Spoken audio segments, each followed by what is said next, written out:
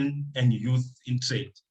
So it is very important that we encompass all those aspects of ensuring that we trade amongst each other as Africans, and most importantly, we don't leave women and youth to be involved in trade as well. We can look at different aspects of trade in Africa, be it from manufacturing, pharmaceuticals, automotive, agro-processing, and finance and commerce and tourism. All in all, as long as it's about services of goods and services, it's what we are all about. So I welcome all the delegates, either from Africa here, from Americas, from Europe, and from Asia. And welcome to our second flagship inaugural Biashara Service and Products Africa Conference and Exhibition.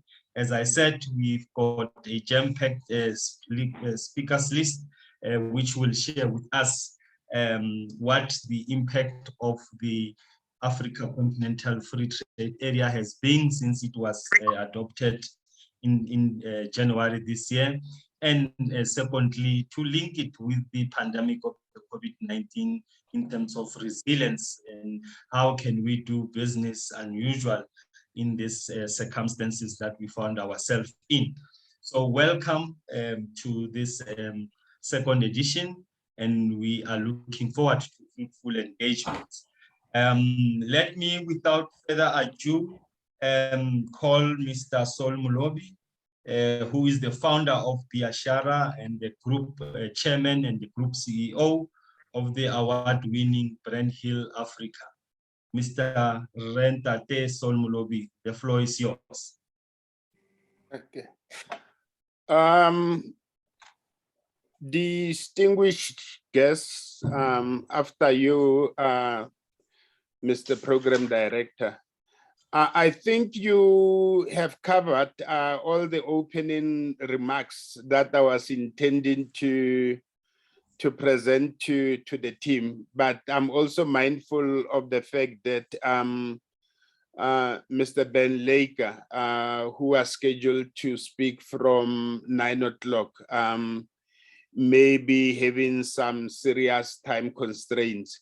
But as you know, I'm always on the program, but I always step in when there's one speaker who may be having technical problems to connect. But just a brief one to say that when I was on a diplomatic posting in Italy, I discovered that only 3 African countries had fully fledged consulates general in Milan, and it was South Africa, Senegal, and Burkina Faso. Angola had a very small trade office in Milan, and taking into consideration that Milan was the center of northern Italy. So all the economic programs happened in Milan, but also extending to other regions of the north, starting from your Trieste, Venice, Genoa, and Turin. And many African countries in northern Italy only have honorary consuls. And whenever we're having an event at South Africa, I found myself having to answer questions pertaining to many African countries, simply because the delegates just thought that because I was from South Africa, therefore from Africa, I could be able to even answer questions on other African countries. And in 2015, I then decided to organize what then we called the Africa Week, where we had a special week-long program on promoting economic development across the continent. And we managed to invite even ambassadors who were based in Rome to come and address. And From there, we also invited entrepreneurs who were in Italy, representing a number of African countries. And looking at the perceptions that the Italian investors had over the continent, I then decided that perhaps when I completed my tour of duty, I could then go into the private sector, establish a company called Brandhill Africa, and operate in the trade and investment space. But there was another reason that motivated me. South Africa was beginning to talk about the impending implementation of the Africa Continental Free Trade Agreement. As you know, it's integrating Africa into one free trade area with a combined GDP of 3.6 trillion US dollars, with a population of about 1.267 billion consumers. And I then said, perhaps this could be the space that I could be active in. But coming back home, I also discovered that, in fact, the National Department of Trade and Industry, all the economic development departments at provincial level, all of them only facilitate less than 10% of all the investments that land in the country, both domestic and foreign. And the 90% is facilitated by the private sector. And then I decided that perhaps I needed to get into this 90% space to see how I could contribute not only to South Africa's development, but to the entire continent. So that's why then Brandhill Africa was established.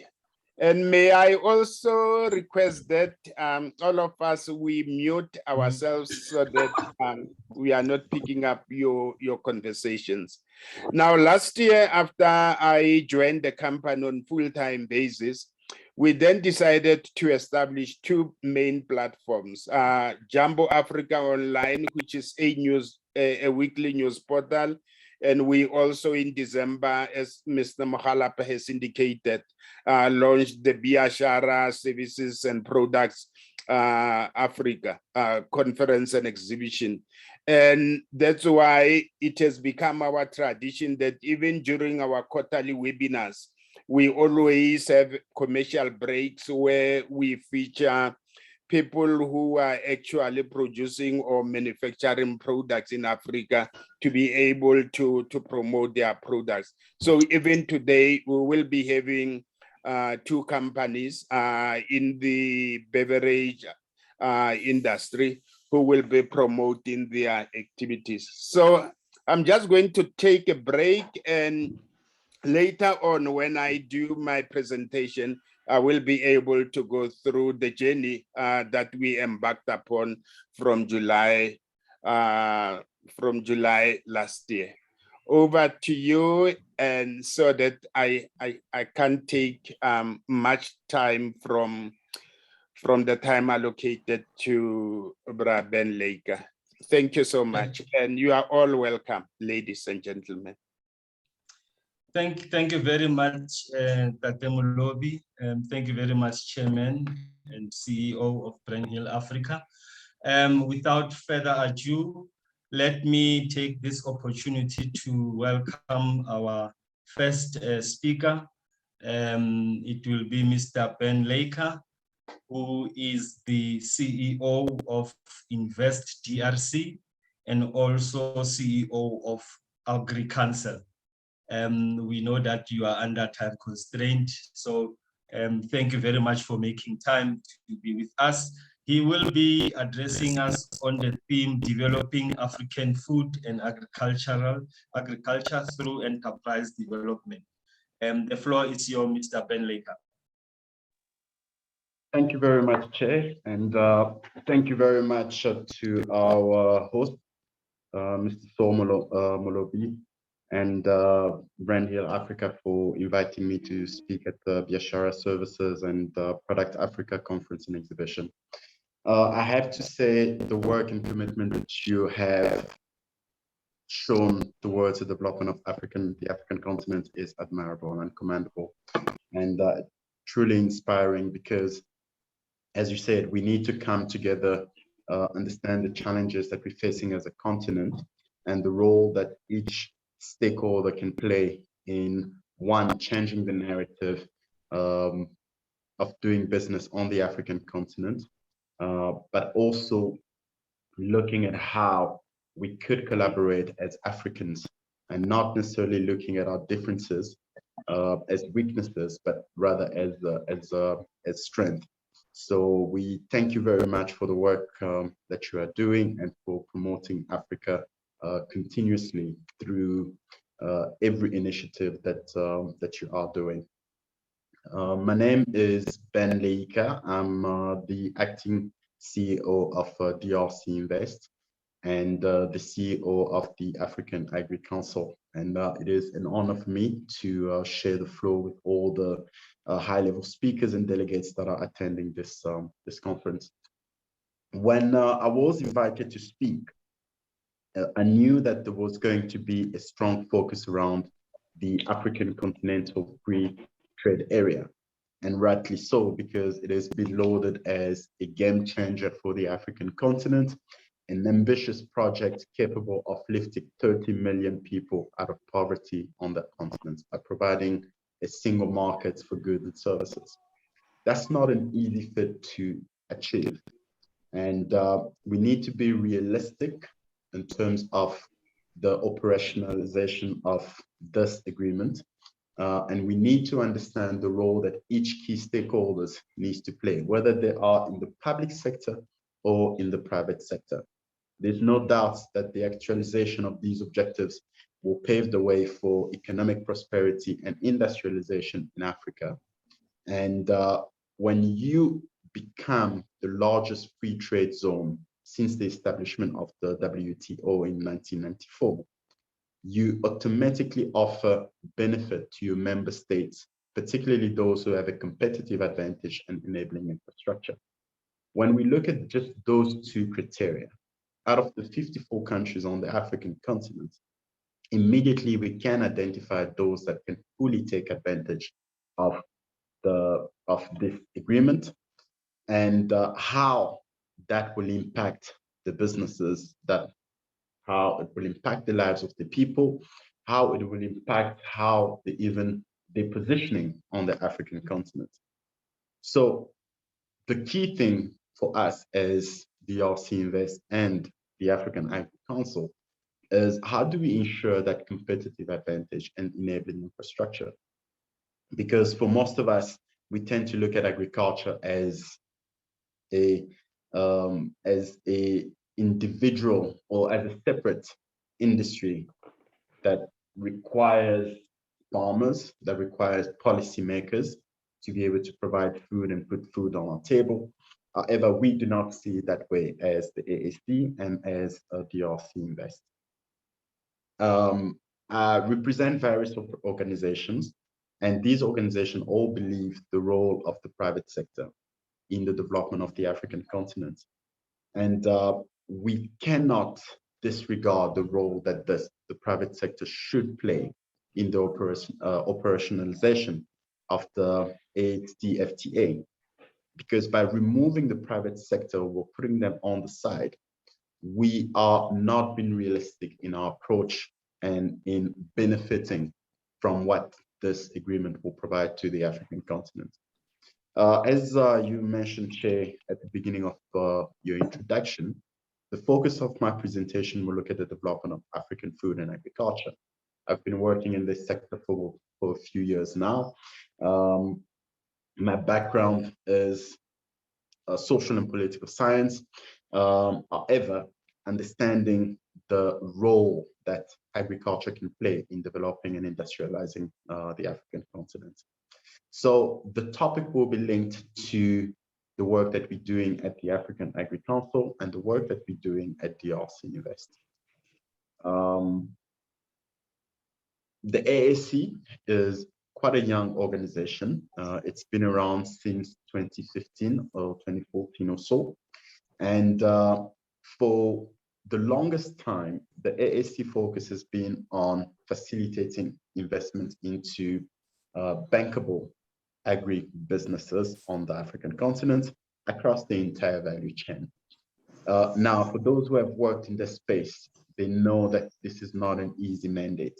To one, attract investment on the African continent is quite challenging.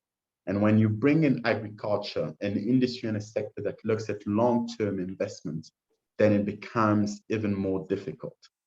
But it was a challenge that we were happy to take on, a challenge that we were happy to tackle.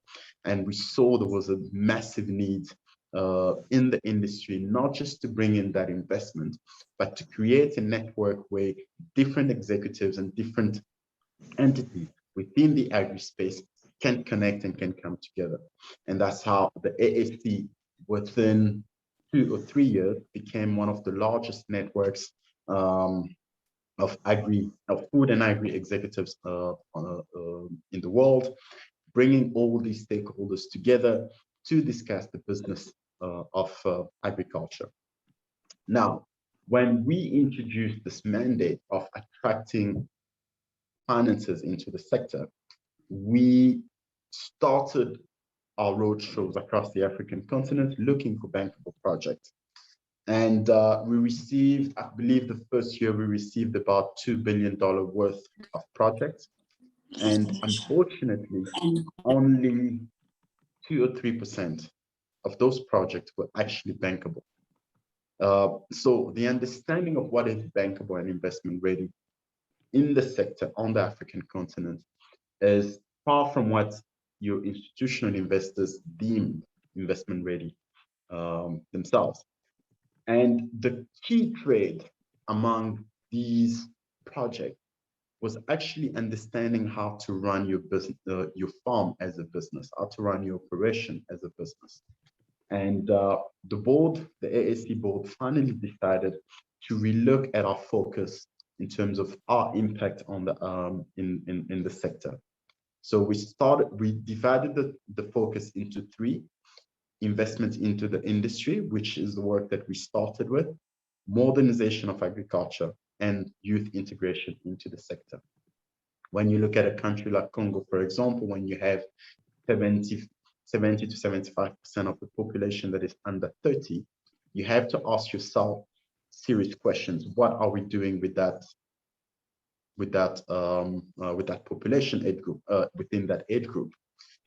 Because the risk of losing that population to migration, to terrorism, to activities that do not necessarily benefit the country are high. So you have to start thinking about what do we do with the youth and how do we bring them into agriculture? Because for most people, the understanding of what agriculture is a subsistence sector. So it's very difficult to see a young African farmer to actually believe and think that he can become a millionaire through the agri sector. So we had to put in place a plan that will allow us to attract the youth into agriculture, but not just your traditional agriculture, but looking at how do we modernize that.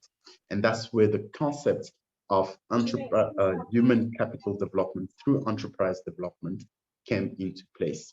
So with that in mind, the AAC launched the Atari Africa project. And I'm happy to see that Biashara is a Swahili word, because Atari is also a Swahili word that means impact. And the objective here is how do we impact, how do we leave a mark, how do we leave a legacy on the African continent? And the mandate is very clear and straightforward. We need to integrate the youth into modern agriculture. So we have a very ambitious project, which is to develop and upskill 10 million agribusinesses, African agribusinesses, over 10 years. And the project houses different programs that will allow us to be able to provide that kind of service and that kind of work. And that paves the way for our topic and that competitive advantage. Because as much as we're creating a single market opportunity on the African continent, we have to ask ourselves if the quality of produce that will circulate across the African continent actually meets the standards. Are we able to compete with the products that are coming from outside? Are we able to compete with the products that we're seeing circulate our markets? And for that to take place, we need to think about enterprise development. We need to train our businesses. We need to equip our businesses in such a way that they compete not only locally, but they can also compete internationally. Otherwise, the benefits of this large single markets that we're creating will not necessarily be seen at on the ground when you're actually working and seeing the people on the ground, but more for the multinationals and for your international entities. And that's why it's important for us to keep that in mind. The role of the private sector is not just to take full advantage and to provide the infrastructure, to provide the structure and the businesses that will that would uplift people out of poverty, but to start working with our young people, to start working with the businesses and operations that have been put in place, look at how we can equip them so that they can become resilient, so that they can become sustainable, and so that they can actually compete with the international product. As you will see, for you to be able to operate in agriculture and to be able to export your product, for example, in Europe or in Asia or in the Americas, you need to meet certain standards. How many of our farmers, how many of our businesses understand those criteria? How many of our businesses have the right certifications in place to be able to export there? How many of our businesses are able to export the product from DRC, from Rwanda to South Africa, for example? Because the quality standards here have to be high, because you have to protect the people. The consumer are a lot more demanding in terms of what they consume. They would like to make sure that the products are meeting certain criteria. And unfortunately, those that are producing what we're consuming very often do not understand the criteria that have to be met. And that's where the AAC comes in. We bring in all these entities together, we work with them, we train them, we equip them, we keep them into an incubation environment where they can be continuously mentored and trained so that they can meet these specific criteria. And that's how we are able to provide the support to our African farmers. And once you're able to do that, then it's easy for you to bring in the financial support that they require. And when you're doing that, you're not necessarily doing that through institutional investors, necessarily through institutional investors, but you can also look at alternative finances. Sorry to disturb you, Mr. Leka. Sorry to disturb you. Let me just say to the delegates who are attending, please mute yourself so that you don't make a background noise. I think it's Panigna. You need to mute yourself.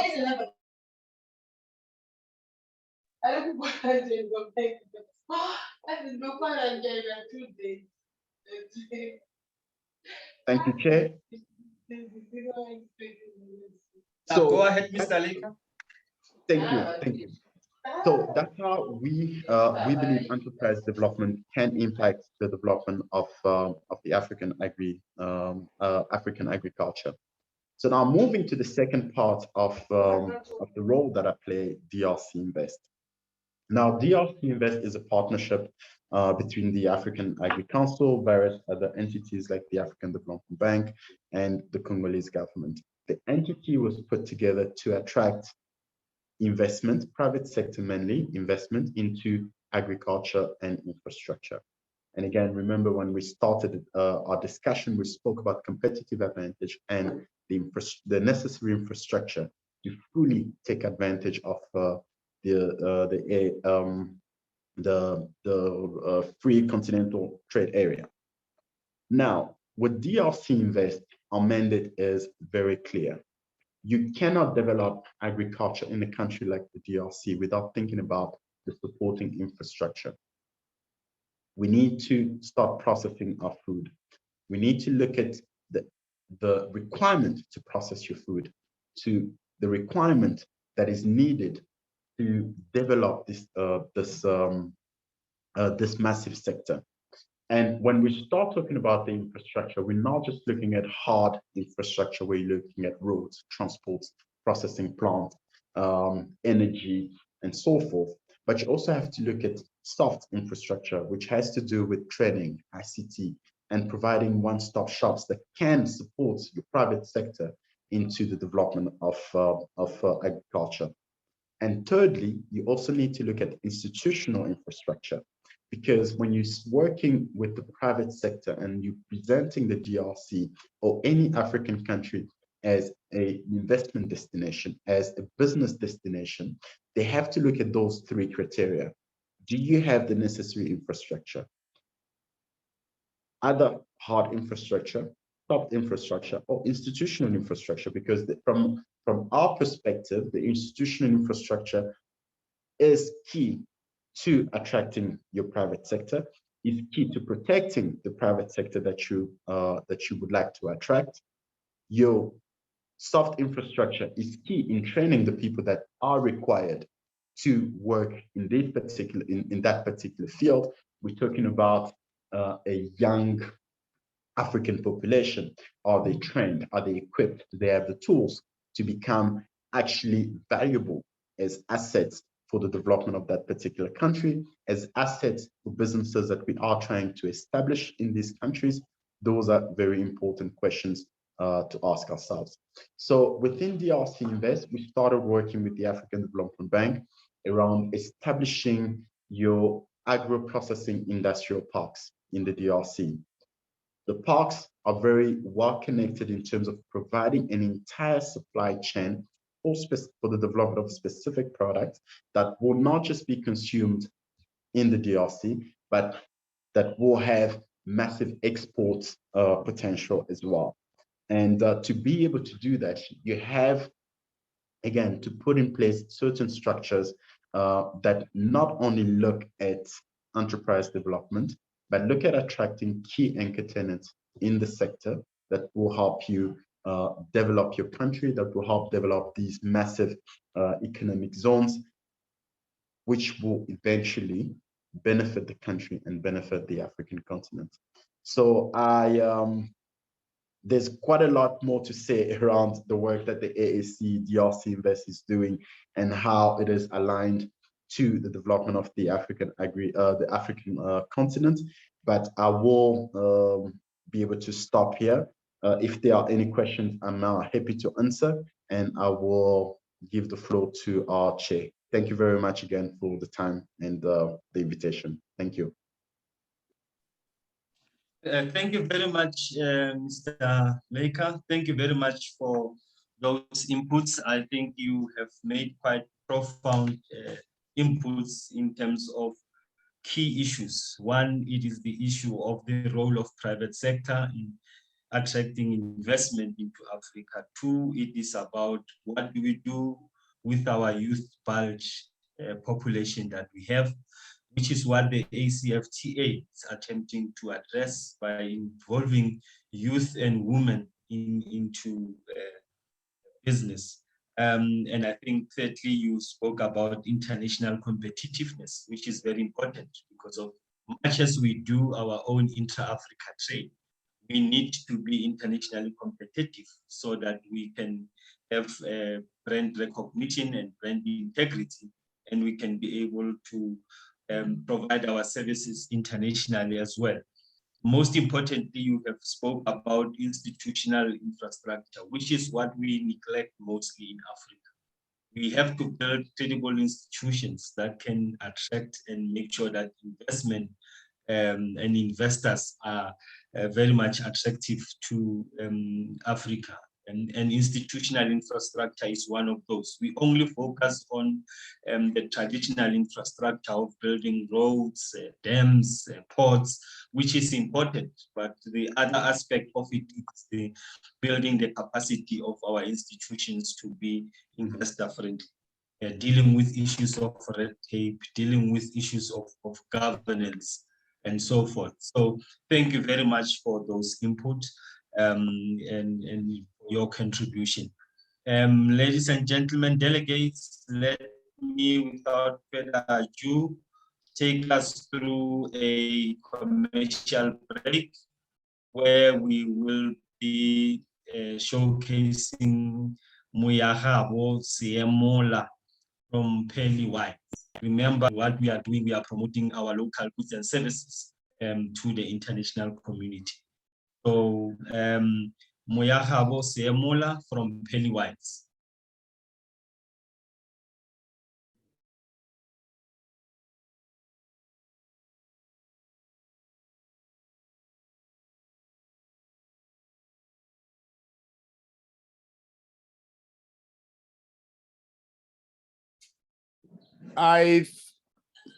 Mrena, Yes. I think she hasn't connected, but in the interest of time, I would say we should give the opportunity to Mr. Eustace Mashimbe. Okay, all right. Thank you very much, Chair. I think it is always a challenge when you are dealing with issues visual because of then connectivity issues plus network, load shedding, all those things always plays a role. Power cuts and all those, they play a role in connectivity. Without further ado, let me welcome Mr. Eustace Mashimbe, who is the CEO of Proudly South Africa, and he will be addressing us on the topic of localization as a means of economic growth. And that is what we were doing with the Pelly Wines to localize the economy. Mr. Mashimbe, the floor is yours. Yes, thank you. Thank you very much, Chair. Thank you. Good morning to everyone who's logged in today. An honor and a privilege to be having an opportunity to share the work that we do as Proudly South African with all of you. To my fellow panelists, great presentation by the speaker before me, very insightful. As introduced, my name is Eustace Mashimbe and I'm from Proudly South African, and what we are is a buy local campaign. And as you can see with the lady there, there's a business person who's standing on the front door of her business, and she's smiling because people are buying from her, and that's the crux of the Proudly South African Buy Local campaign. Is about ensuring that people like her who run businesses get supported. You can run the best business with the best systems, have access to funding, and have the best product, continue to innovate. But if no one walks through the doors of your business to buy from you, it defeats the purpose. If no one places an order with you, it defeats the purpose. You will close that business faster than you set it up. And so we want people like her who are brave enough to stay in business, young people who in the main are the ones affected by unemployment in our country and on our continent. To continue to go into entrepreneurship, to start businesses, knowing that those who are within their communities will continue to support and buy from them.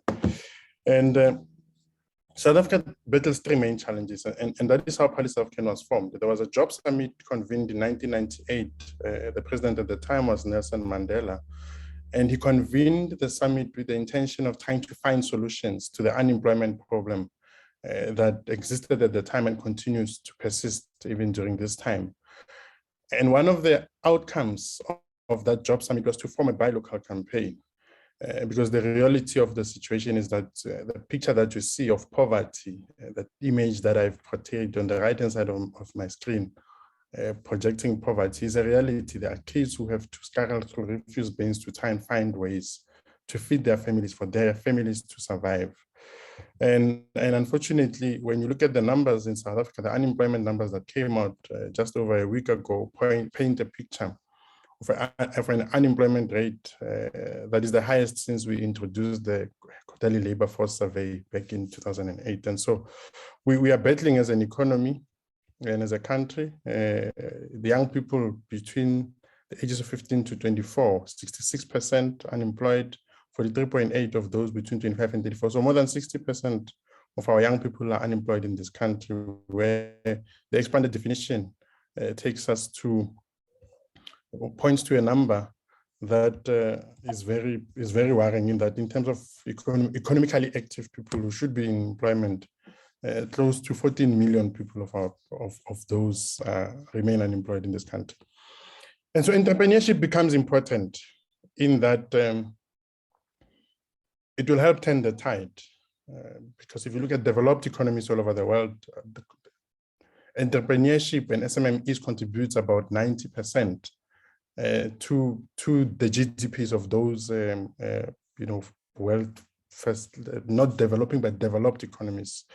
And with South Africa, we have a plan or a strategy, a macroeconomic framework known as the National Development Plan, which is still targeting to get to 45% contribution from SMMEs by 2030. So we are definitely lagging behind. And what are some of those challenges that we all know of that SMMEs are going through? They include increasing revenue, maintaining profitability, attracting customers, uncertainty over economic conditions and policy environment, securing financing for expansion. But the biggest one that I touched on, and which informs the work that we do as Proudly South African, is the access to markets one. And so we are driving access to markets for entrepreneurship through localization, through buying local. And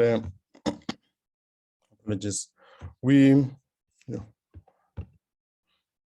have seen that there are benefits to localization. And so as we roll out our programs as Proudly South African, we have that access to markets thing at the back of our minds, and it underpins the work that we do. Because as you run a business, like these young people that you see on the screen, as you run a business and you open your doors for trading, and people come in and they buy from you, you are able to retain the jobs that you've created.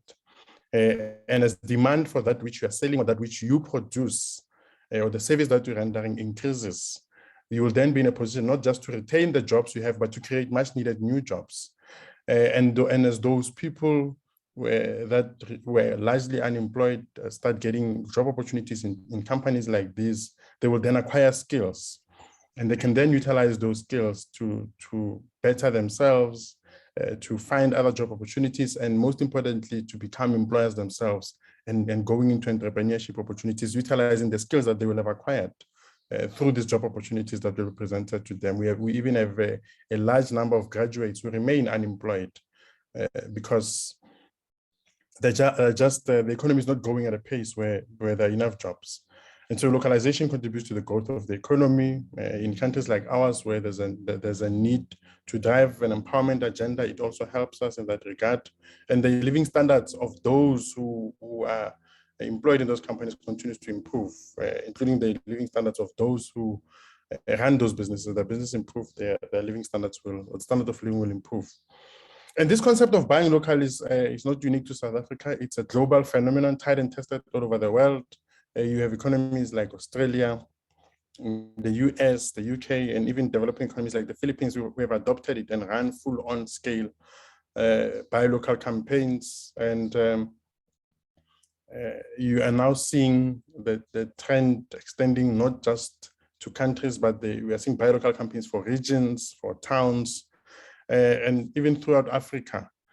A lot of the countries are now forming their own buy local campaigns. We have had engagements where we have helped with study tours done by countries like Zambia, Swaziland, Malawi, Zimbabwe, Mauritius, Tunisia, who have come to us to say, help us set up our own buy local campaigns because our economies need it. Our people are unemployed. And you have to build a solid industrial base to ensure that you absorb as many of your people as possible into jobs. And so the case study that I thought I will utilize today to demonstrate how effective buy local campaigns are is the United States. The United States, as far back as 1933, came up with legislation, an act known as the Buy American Act, and followed that up with another act in 1982 known as the Buy America Act, and issued an improvement to that act in 2017. And all of these acts, when you look at them, they are aimed at driving the buying of products that are made in the US, especially when it comes to labor-intensive sectors. Automotive industry is one of those, whereas the federal government, they have to buy locally made products when they make purchasing decisions, and whatever they are buying is available in the country. In fact, if you look at the trade wars that we've seen going on over the past few years between the United States and China, they are largely as a result of the United States saying, if we are able to make and produce a product ourselves, we will not buy it from anyone who wants to dump it in our country, who wants to bring it into our economy, because we have capacity to make it ourselves. Whatever we're making ourselves is sufficient to fulfill the needs that we have as an economy. And that is the thinking behind the trade wars, the United States persisting on them continuing to block some of the products that come from China. Even the current president, President Biden, within the first week of coming into office, signed executive orders to strengthen these Buy American provisions, because it's part of their broader macroeconomic policy framework, because they know that labor-intensive sectors, as well as their respective value chains, will benefit from those purchasing decisions. When you then bring it closer to home, what we have is proudly South African. We have created this Buy Local campaign, like I said, conceptualized in the 1998 Job Summit, opened our doors in 2001, and the intention is to ensure that anyone who makes a purchasing decision in the country chooses a locally made product, whether they are in the public sector, in the private sector, whether they are ordinary consumer, they have to choose locally made products. We have to get the mindset to shift towards products made in Africa, products made in South Africa. If you look at the numbers, the trade deficit for the continent is huge. And that's why South Africa has adopted an approach, an import replacement approach of saying, over the next 5 years, we need to start import replacing at least 20% of the non-oil imports that come from outside of the country. And that is the strategy that we hope the AfCFTA will support as we start seeing African countries trading with each other, and we start replacing some of those products that we are able to make ourselves, but are coming from outside of the continent with locally made products. The other responsibility that Proudly South African has is to ensure that those who want to buy local can easily access those locally made products and services. So if you're in the public sector, the private sector as a consumer, if you want to buy locally, you should not struggle as to where to find them. And you will see as I go towards the end of my slides that I show you ways in which we're making it accessible for each of the sectors to find locally made products. In the context of Proudly South African, a product that qualifies to be a member of Proudly South African and to have the logo on its products, on the letterheads and other corporate material of the company has to fulfill these 4 key criteria. The first one is local content. And by local content, we mean that the raw materials must be sourced locally, and the transformation of those raw materials must happen within the borders of South Africa. In instances where the raw materials or components required to produce that product are not available, we're saying you can bring it in, but the transformation of those raw materials into the final product must happen within the borders of South Africa, and so that there are jobs created within the respective value chains, within as much of that those value chains as possible. The product must be of a quality nature. We don't want to say to people they must buy local when you find that the product is inferior in quality. So the product has to conform to the standard set for that industry from which the product comes from. Lastly, the companies that affiliate with us have to ensure that they help us preserve the environment and recycle and reuse material and dispose of waste responsibly, and just help us reduce the carbon footprint, and also ensure that they treat their workers fairly and in compliance with the labor legislation that we have in the country. So when I started, I spoke about access to markets. How do we ensure that as Proudly South African, that through this localization strategy that we are rolling out, provide access to markets to those who affiliate with us, to those who make their products locally, so that entrepreneurship becomes a success. It would have been great to see Moya Habo's video. I know Moya Habo very well. Peli Wines, to see a local product being showcased. I hope she can come on and she can showcase a product, because that is what Proudly South African is about. It's about finding those gems and ensuring that those who make purchasing decisions for products like that can access them.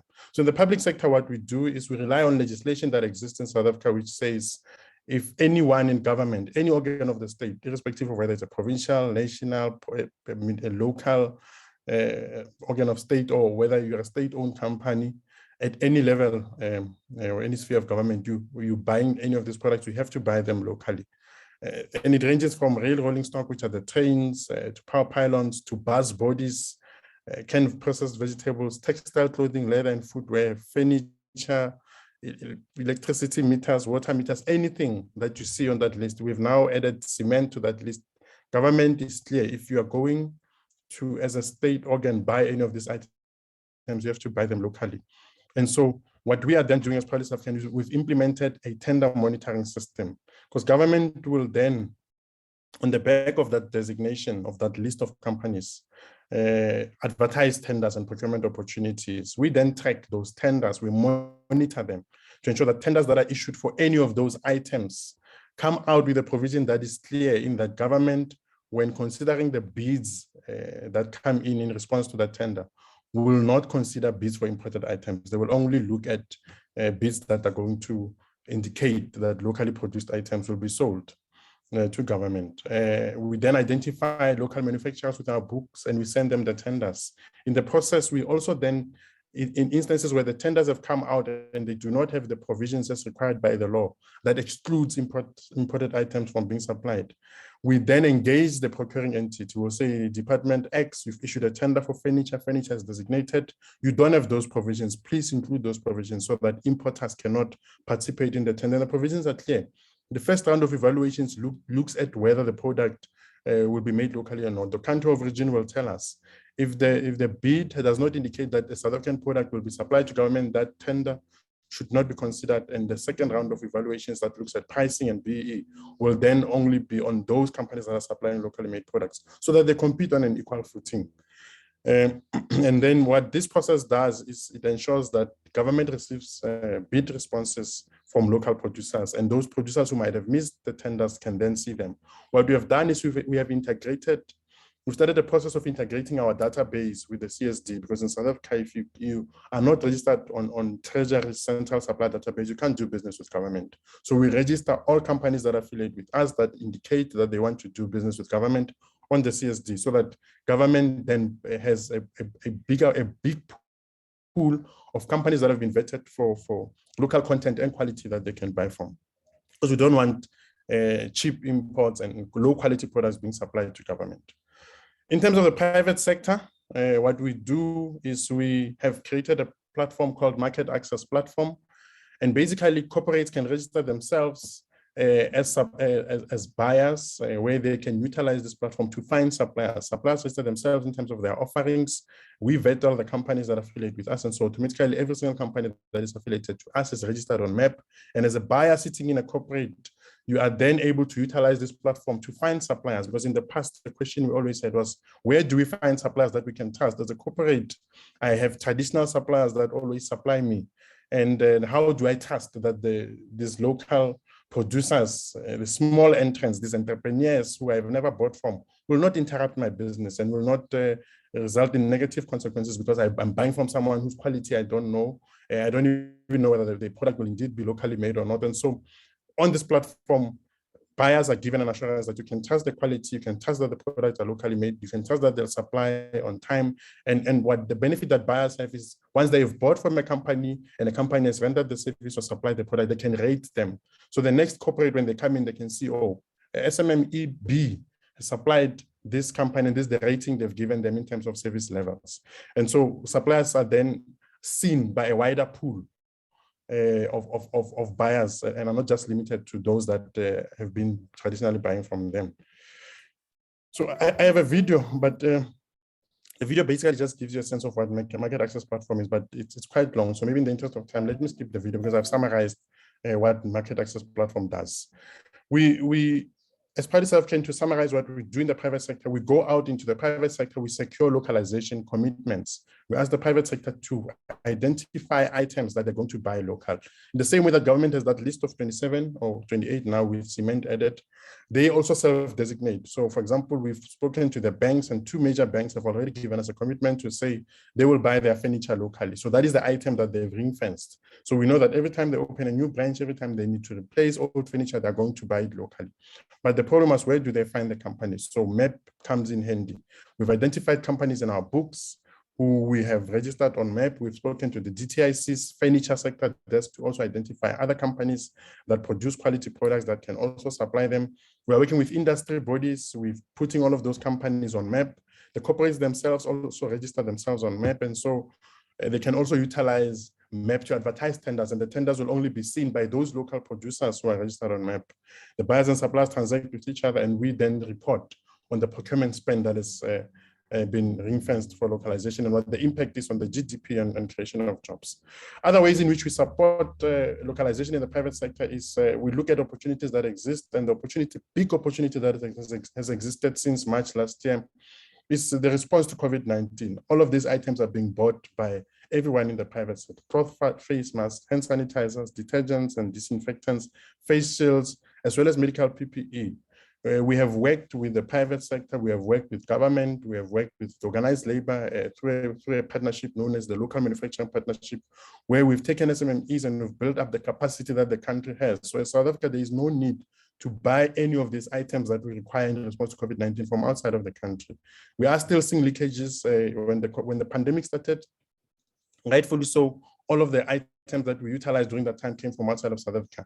But because we've built up the capacity, there's no need for all of these things to be bought from outside. And so what we have done is we've utilized our website as a place where buyers can go in and find the suppliers. The suppliers are registered on the market access platform, but for ease of access, you can easily go into MAP. If you're not registered on the market access platform, you can go into our website to the COVID-19 page, and you can find all of these items. In terms of medical PPE, private hospitals, I'd be encouraged. We have a commitment now from 200 plus hospitals that are part of the National Hospitals Network to say they're going to buy all of these items on this platform. We are now seeing that there's a bit of traction, because at the beginning, all of those tenders were still going outside of the country, and all of these items were still being bought from outside of South Africa. So whether it's plastic aprons, isolation gowns, surgical masks, respirators, medical grade sanitizers, examination of sterile gloves, all of it is available in the country. And so there's no need to buy them from outside. And we have made it easy for anyone who wants to buy to go into the Proudly SA website on the COVID-19 page to find them. And this is how we're supporting those SMMEs and large corporates who are playing in that space. In terms of my last few slides, in the next 2 minutes, I'll be done, Program Director, is consumer focus. Our consumer focus enables us to support those companies who have consumer-facing products, because not everyone has a product that is targeted at the public sector or the private sector. Some just have consumer-facing and consumer-targeted products, and they want to sell them. And we know that the advent of buying local has grown in the country and on the continent and in the world. And what we have seen is South Africans are buying from all of these online platforms without necessarily knowing where the product comes from. And so through our platform, rsamade.co.za, we have made sure that consumers know that when they can go to this platform and buy on this platform, and every single product that they find on there is locally made. What this does as well is a market access opportunity for our members, for local producers to go and list there at no additional cost. They can sell their products. We are driving a relatively sizable marketing campaign to support this platform. During Black Friday, we really supported it. Our members had specials on RSA Made, so that we drive that procurement spend in that space towards locally made products. Helps us retain the jobs in those companies, keep those jobs alive, and as the businesses grow, we hope they can possibly create new job opportunities. In the context of taking South African products to international markets, we have worked with government to utilize the Dubai 2020 Expo opportunity to take South African products to international markets. And so we have created a virtual expo platform where we currently have companies who are showcasing their products to the international community. People who are visiting the Dubai 2020 Expo utilize virtual expos to find products. And so from a South African perspective, this is the official South African page hosted by Proudly South African. You go in, you walk through the virtual expo, you choose an industry or a sector where you're looking for a product from, you find the stand, you go through the products. If you like what you see and you want to place an order, you place an order. It takes you to RSA Made, you place an order, and we deliver anywhere in the world. So we're helping ensure that those with consumer-targeted, consumer-facing products, as well as corporate or our private sector-facing products, can sell their products to anyone, anywhere in the world. Outside of the COVID-19 pandemic, we take our products, our member products, to activations in malls, at festivals, at universities, at sporting events. We take them to consumer expos, we do consumer advertising. We continuously showcase member products through all of these various platforms. And we even work with the unions as part of our labor mobilization drive. The last slide I have, Chair, is a campaign that's currently on TV. We started this campaign in 2020. We ran it for the latter part of 2020, and we brought it back again over the last 3 months. And it's called Game Time. It's time for us as South Africans to start utilizing the disposable income that we're spending on consumer products and on products generally, on locally made products, to ensure that we utilize our spend to create jobs for ourselves. The biggest example that I've given is of why we came up with, or the easiest example of why we came up with this campaign was a soccer match. If you think of a team in the first half that is not doing well, at halftime they go in, they regroup, so that in the second half they come back better. And that was the thinking with coming up with this campaign. We were saying, as an economy, South Africa is an economy, and the same applies to every other economy on the continent. We were all not doing well, even before the pandemic hit us. And so we came up with this campaign during the hard lockdown in South Africa. And we were saying, before the pandemic, before we went into that hard lockdown, the economy was already in trouble. We had the highest unemployment rate at the time. We had already been downgraded by all rating agencies. We were already in a recession, as we had successive quarters of negative growth. And so we were saying that hard lockdown must be seen as halftime, as a time to pause and reflect and come back better in the second half. And so the second half is now. Post the hard lockdown, when the economy continues to reopen, we need to do things differently. And so that's the Game Time campaign. So let me play it and then I'll be done. The second half is about to begin. We need to change the scoreboard. It's time for all of us to pause and rethink the game plan in order to save the future. I call on all of us to be game changers, because greatness isn't reserved only for some people. By buying local, we're choosing to create jobs and sustain the ones we have.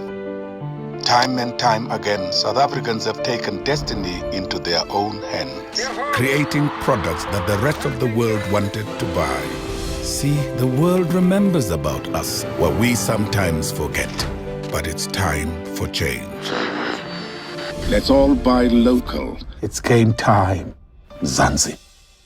Local is lekker. Your everyday decisions shape our future. The everyday decisions shape our future. If the decisions you take on what you buy daily, to buy products made in China, you're supporting the economy of China. That's why China is 1.4 billion people, but with an unemployment rate of 3.6%. Because they're doing something right, and we're all buying from them. Thank you, Program Director. Our payoff line is quite simple: be proudly South African, buy local to create jobs. And that's what we hope all of Africa will do. Buying local means buying in the continent, in the context of the Africa Free Continental Free Trade Area and the agreement that comes with it. You can buy local and help us to create jobs. info@proudlysa.co.za for those who want to write to us. info@proudlysa.co.za or www.proudlysa.co.za. Thank you very much. Thank you very much, Mr. Mashimbe, for that comprehensive PowerPoint. I must say I was tempted to give you more time, because definitely what you were showcasing, it's an insurmountable work that Proudly South Africa is doing. And we are indeed proud of the work that you guys did and are already doing as well. Quite importantly, you touched on the issues of youth unemployment, which is quite a concern, and the cumulative number of 11.5 million unemployed South Africans. And you've touched on the importance of entrepreneurship, which is going to be, interestingly, our next topic as a means of creating jobs. And you spoke about our blueprint, which is the NDP, because of that shows case how we are going to do development for South Africa moving forward. You have spoken about issues of SMME challenges, the red tape, the access to markets, the funding and the policies.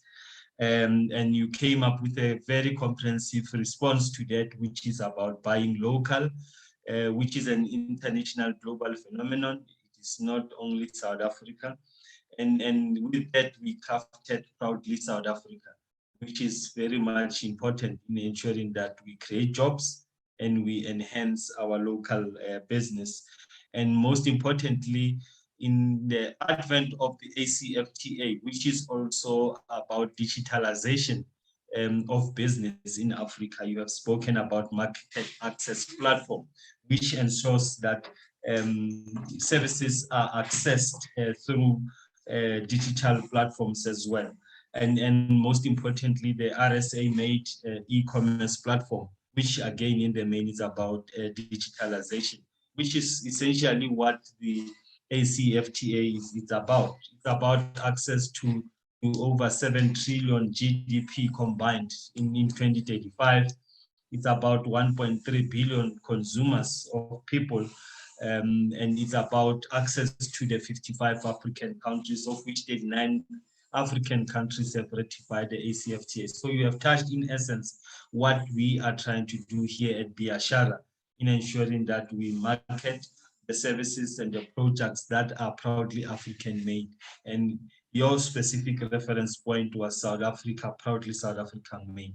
So thank you very much for that, and keep up doing the great job that you are doing to create jobs and to promote business, a South African business, and to encourage that we do business amongst ourselves and we enhance regional economic integration. Thank you very much, sir.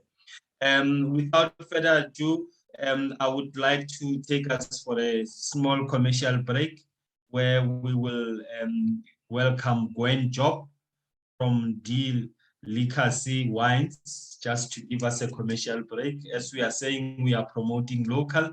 Then from there, I will just ask for a brief question and answer session from the two speakers, Ben Laker and Eustace Mashimbie, so that it is an interactive platform or an interactive conference. We don't bombard you with speeches without giving you the opportunity to engage with the speakers. So let me welcome Gwen Job from D. Legacy Wines. Good morning, everyone on the floor. Thank you so much for having me. I've listened into, I was just sort of trying to be on and off on the video at times where it suits everyone well. So I will talk a little bit about House of Delicacy and the products in the portfolio. I will also share a screen with everyone else. If whoever's hosting allow me to share the screen, I will do so.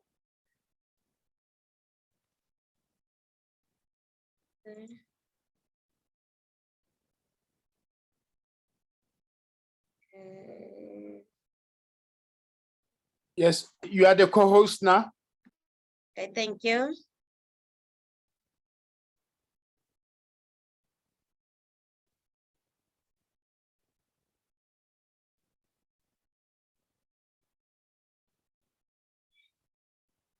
Hi.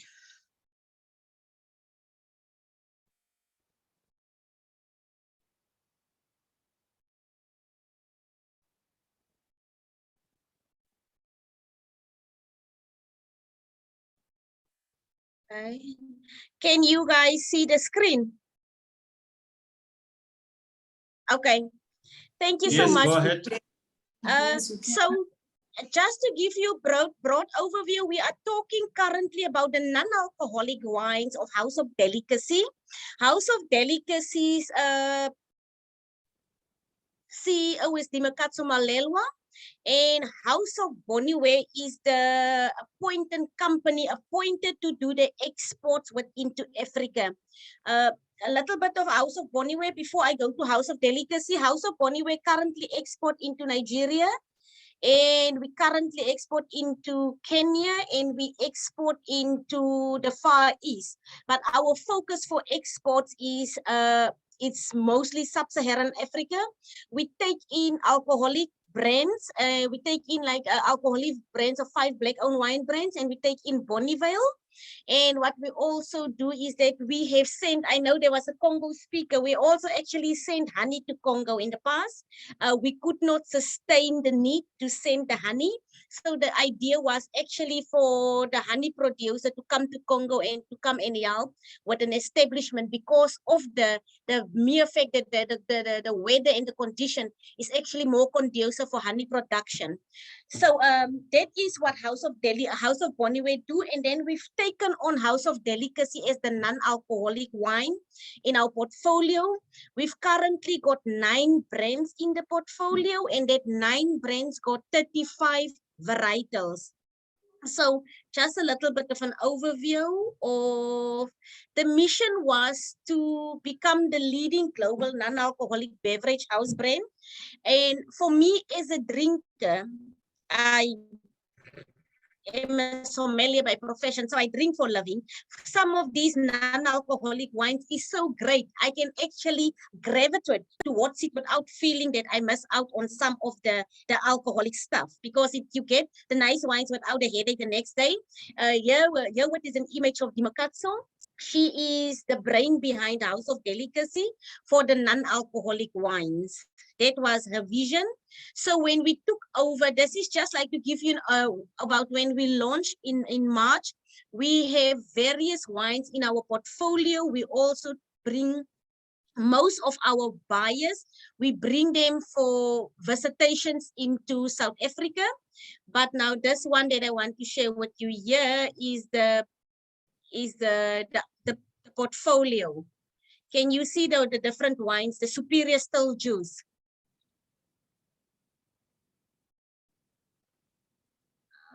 So in our brand, we've got Superior Still Juice. The Superior Still Juice is made, it is halal certified. So it is 4 of those varietals. It is the Shiraz, the Colomba, the Cabernet. But those 4 varietals, they are made from the grape varietal. Like, certain grapes, you produce it for white wine, and certain grapes, you produce it for red wines. They are specifically made with those wines, and they made in the same process. They're a little bit on the sweet side, but they are the best thing that you can get to drinking wine that is not drinking wine which does not have alcohol in it. Then we've obviously got sparkling juice in it. And I think the winner in the process, which everyone loves, is the de-alcoholized wine. The de-alcoholized wine is made the same way in which alcoholic wines are made. But at one point, at the production point, they actually take the alcohol out of it. So it would have the same mouth feel and the same mouth intrinsic that you would find with a wine without the alcohol being in it. So we've got various products. Like I said, we've got 9 products. We've also got tonic waters in different flavors. And then we obviously got the de-alcoholized wine, which is made in the same wine style, but the wine is being taken out. And then we've got gin as well, gin made without alcohol. And then we also got the sparkling red wines and the sparkling white wines, which is brewed and in the champagne way, that is made from super juices. We've launched in March this year, and we've been doing very well. Our focus is Africa as such, because we also feel that there is a huge market for non-alcoholic wines. It's supposedly seen that in 2027, the non-alcoholic space will be on par 50-50 with the alcoholic space in most countries. So that is an overview of the brands in our portfolio. If anyone has any questions, I'm open for it, but that is very much a little bit of us. Thank you very much, Gwen Job, for the House of Delicacy. Thank you very much for that. And I think we at Biashara, that is what we are doing. We are showcasing the services and products that are proudly African. And delicacy is one of those products that are locally made, and access to the 1.2 billion consumers in Africa, and a share of that $7 trillion that we are referring to, and ensuring that youth and women are in business as well. So thank you for that, for the women entrepreneurship and women doing great business in Africa. I said before the commercial break that I would allow for question and answer session.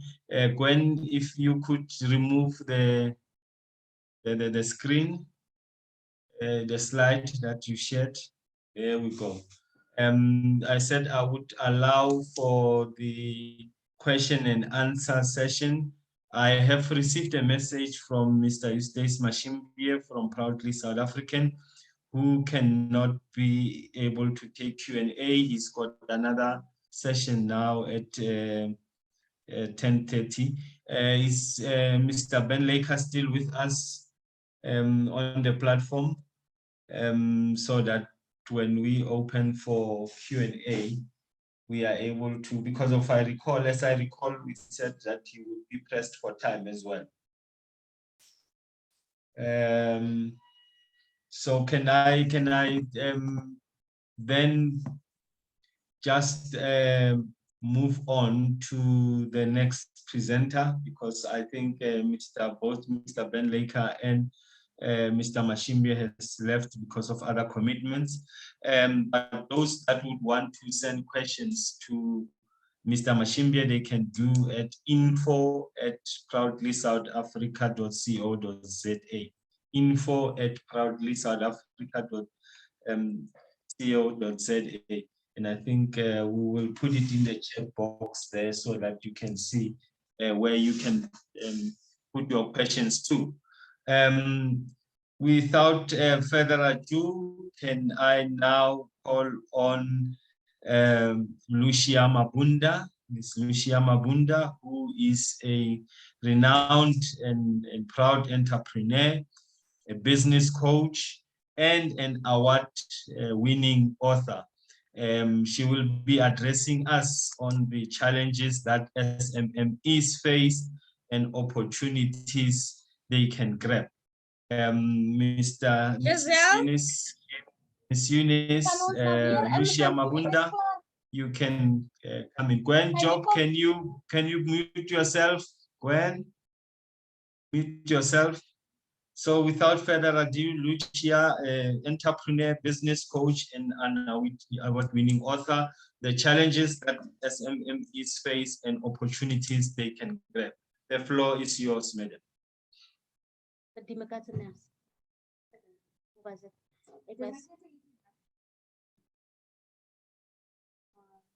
Unmute yourself, Lucia. Unmute. Sorry about that. Thank you so much for the opportunity. And I would like to greet everybody who's present here today. Welcome. And I think we already had a very good session.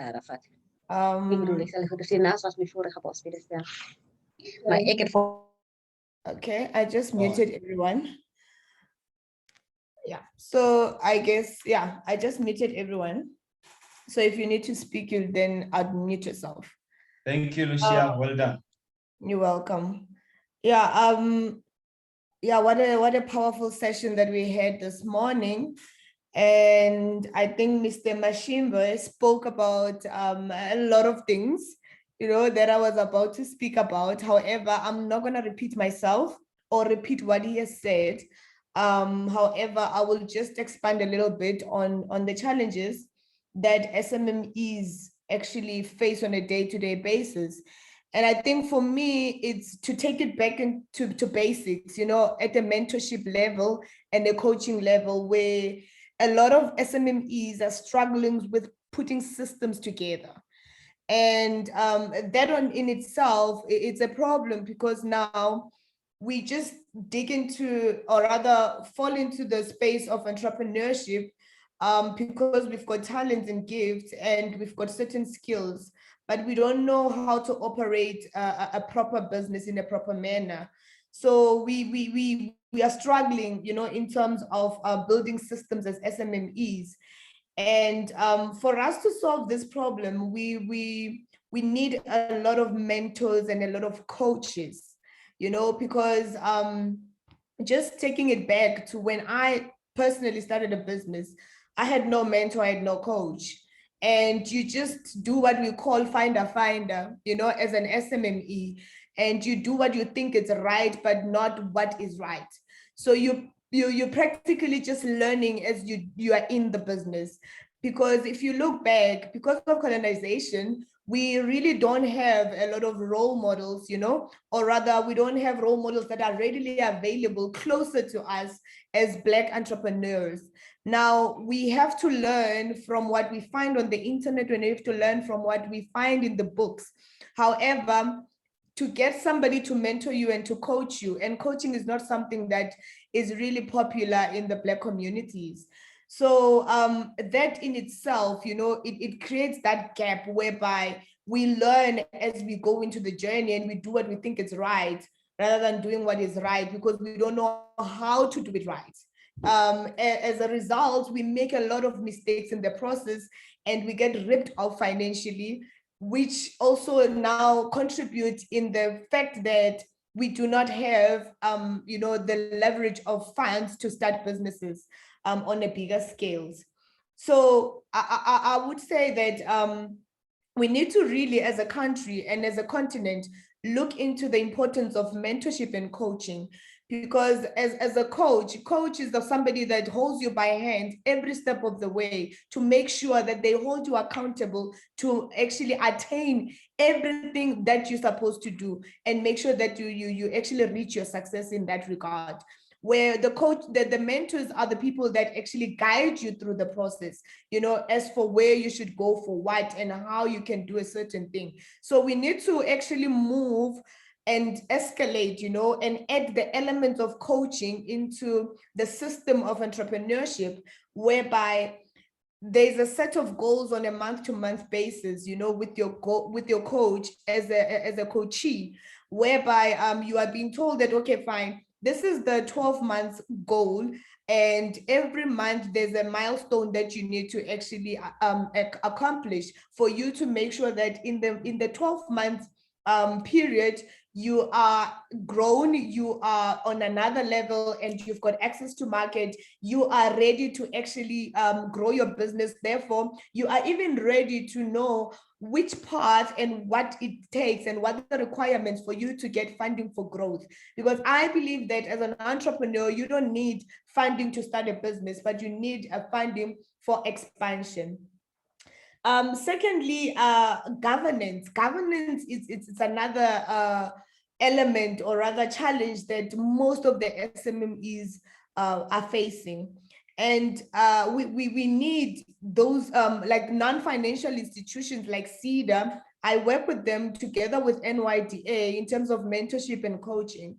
And we need to actually emphasize more of the trainings, not just for numbers, you know, and for the paper ticks, you know, but to make sure that we really get the results that we're looking for, whereby we have to follow up after these trainings as well as a country and as a continent, to say that whatever way our monies are invested as a government, we need to follow up on them to see if really what is working and what is not working. Because having a once-off a seminar or rather a once-off workshop and nobody has to follow up on it and to make sure that the SMMEs have understood and they can actually implement what they've been taught in the master classes to their businesses, it does not actually serve any purpose, because now we get a lot of SMMEs that attend, but now they don't know how to implement when they go back to their businesses. So again, we're coming back to mentorship and coaching, which is the most important element that is missing in this whole system of entrepreneurship and the government institutions thereof. Another challenge that a lot of SMMEs are actually battling with is the finance part of the business, management of the finances. When we come to this, I always even tell them that, you know, we need to be realistic. with the things that that happens on a day-to-day basis, or rather what the SMMEs are actually facing. For instance, we cannot shy away from the fact that there's a high rate of unemployment. Therefore, it means that most of the SMMEs, when they start their businesses, they are solely and 100% dependent on their businesses.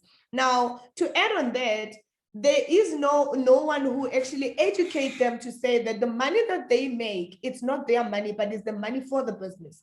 Now they live off the same money that they make, as in their businesses, and at the same time they need to sustain their businesses, which is an element that actually sort of make them to kind of take time to grow. And some of them, they don't even have the opportunity to grow because they're using the same funds that they need to reinvest in their business and to grow their business, to operate or run their day-to-day lives, to feed their families. Some of them are breadwinners. Some of them, they are the sole breadwinners in their families. They need to look after their siblings with the same money that they use. Now, one of the things that I teach them personally is that we need to learn, or rather come up with a strategy on how to break out of the cycle of living from hand to mouth.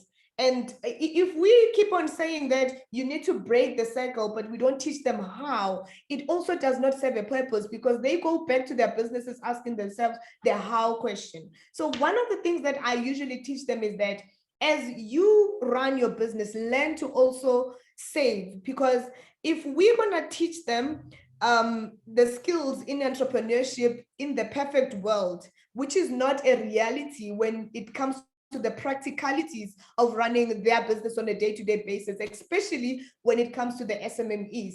Now, what we do is I would actually teach them how to break out of that cycle, to say, no matter how long it will take you to save up, it doesn't matter.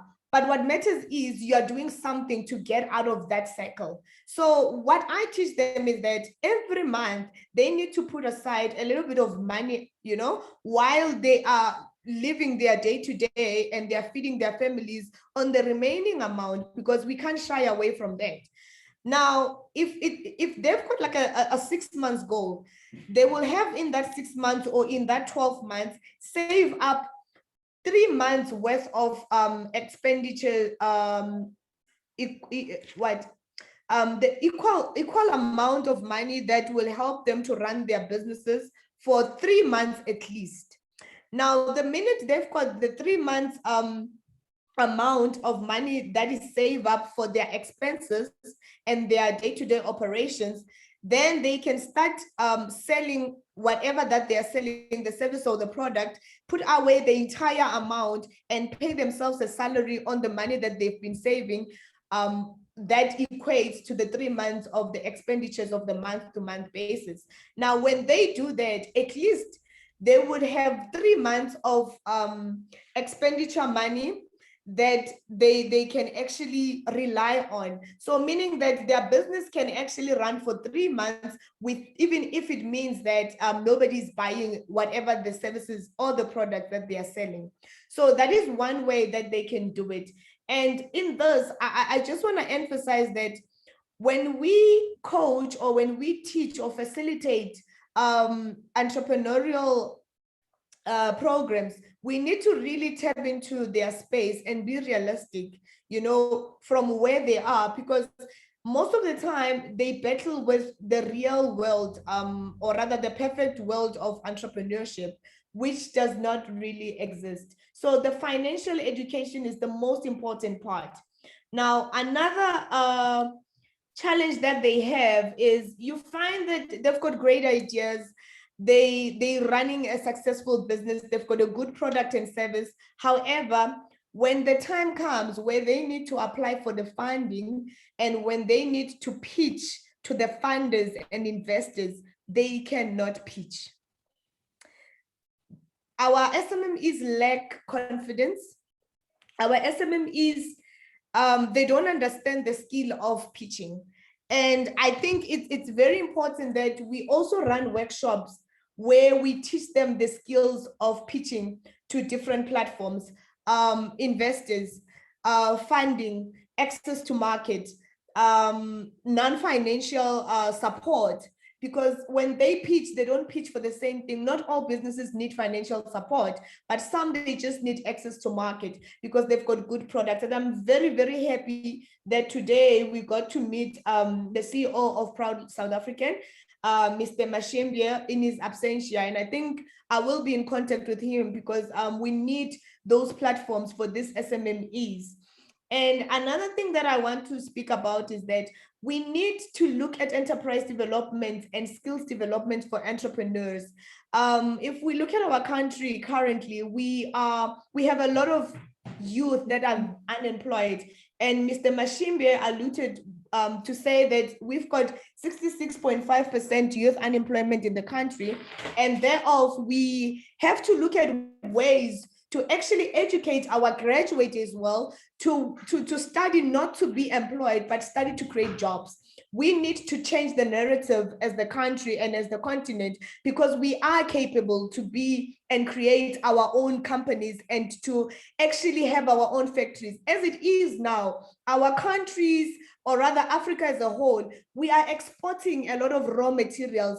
We are big in mining, we mine iron ores, but we take the iron ores to other countries for them to produce products that we buy from them, instead of actually having our own factories in the country, in the continent, where we can mine our own iron ore, for instance, produce our own product and sell our own product and buy our own product, as the Proudly South African motto and what they stand for. You know, we can do the same in Africa as well, as we already have started. And I feel like we are on the right path.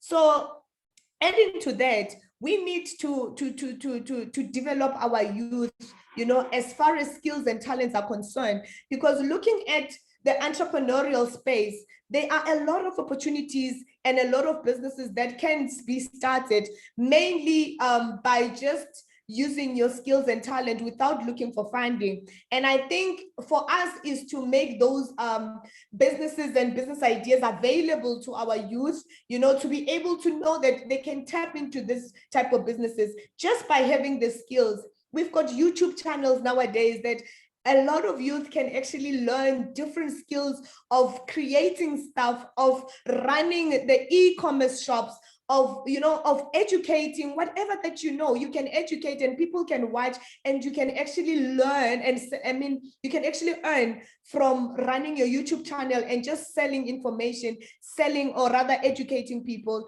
You know, those platforms are available for us to use. And later on, I will actually give you a list of opportunities and a list of businesses that can be started by our youth to create jobs and to be self-employed themselves. Because if we're going to wait for our economy to stabilize for us to be able to apply for jobs, we will wait forever. Now we need to do something with what we have, where we are, and it needs to start now. We need to be the engine, and you know, we need to be the change that we want to see. But for us as coaches and mentors and people that have information, we need to give that information to our youth so that they know where to start, which will bring me to the next point of me being the author.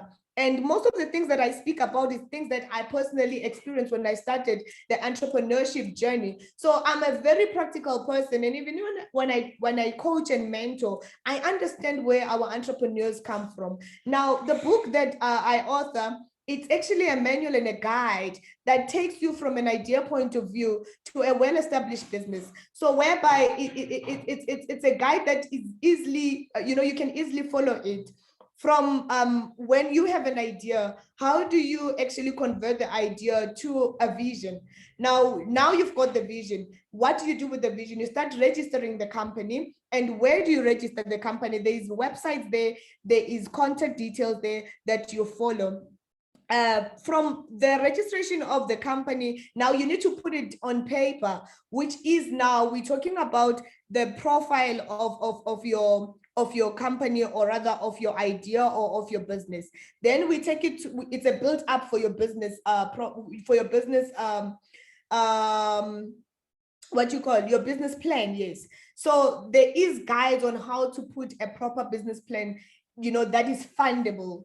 Then now you've got the business plan. and you need to look at compliance. So now we're looking at the industry which you are operating in and what compliance you need to actually have. Now in that, we also included our artists, because artists feel like they just have a talent and they can just sing, or they can just draw, or they can just render poetry. But that in itself, because you are selling your skill, you are selling your talent, it is a business on its own. And we also have programs where we also teach the artists, you know, and mentor and coach them to actually formalize their businesses and to make them realize that they are actually entrepreneurs and they are in business, even if they are selling their talents and their gifts. Now, from the compliance, then we look at the point of branding, where most entrepreneurs have the idea of branding is your pull-up banners and your logos and all of that, which, you know, branding goes beyond that. We teach them branding by association. What does it mean? You know, you as a person, as an entrepreneur, the brand called you, and the, you know, how to differentiate yourself from your brand as a person and the brand of your business, you know. So we deal into different types of branding and what different colors actually means, because you cannot have a food company, or rather a restaurant where you've got a pink logo on it, you know. So those kind of things. Now we've got your brand sorted out. Then we look at the marketing part, because now you've got a product, you've got a brand, or you've got a service, and your brand is well done. Now we need to market that. Now the access to market comes in there, and how to market your business, you know, the A game way.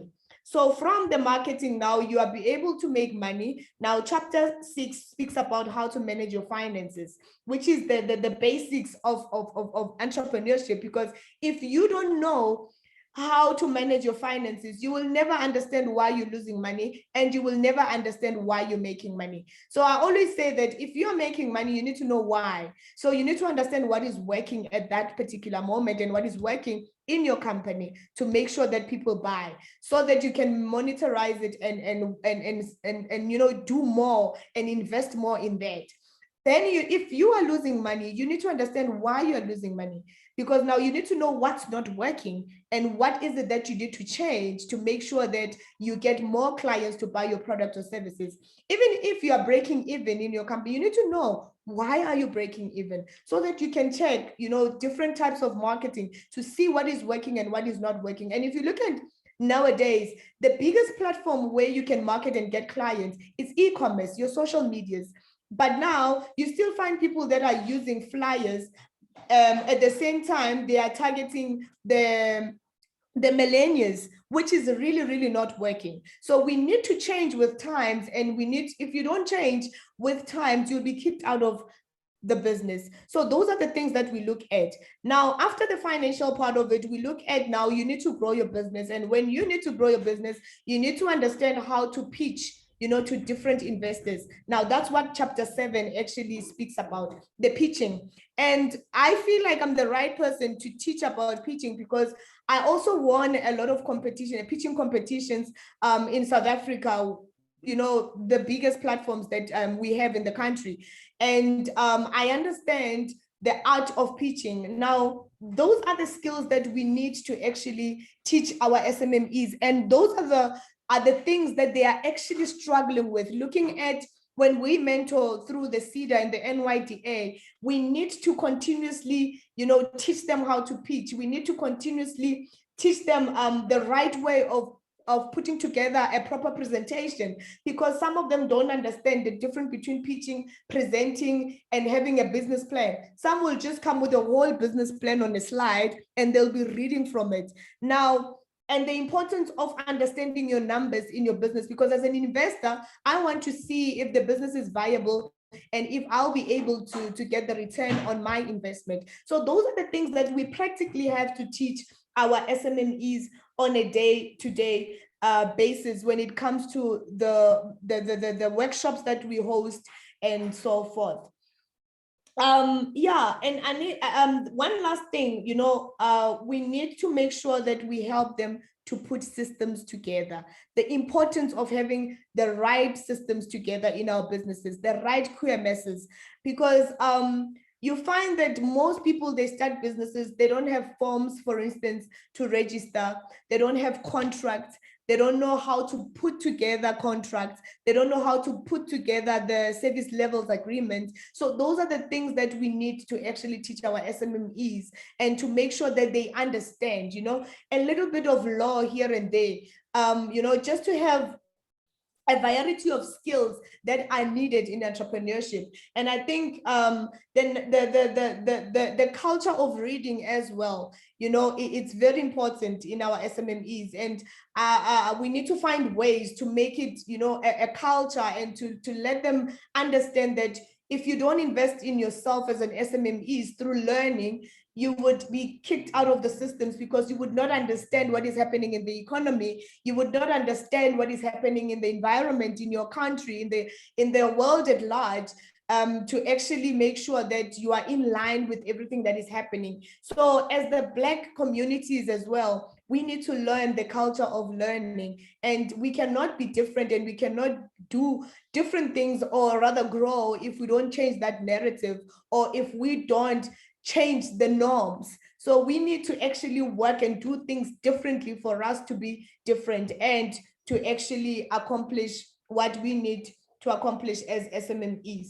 So I'll just take you through few businesses that one can actually start without funding, or just by acquiring skills and making sure that you work on it, and you learn, and you practice. Like I said, there are a lot of businesses that I've coached where the founders, they just learn the skill through YouTube and all of that. So there's a lot that you can learn through YouTube, because there's the how to do this, there's the how to do that, and a lot of youth are actually learning those skills on YouTube, and they are turning those skills into businesses, and they are actually making a living. So it's about time that we do not wait to see change from the government, as if the government owes us something as the youth, but it's about time that we reflect within ourselves as the youth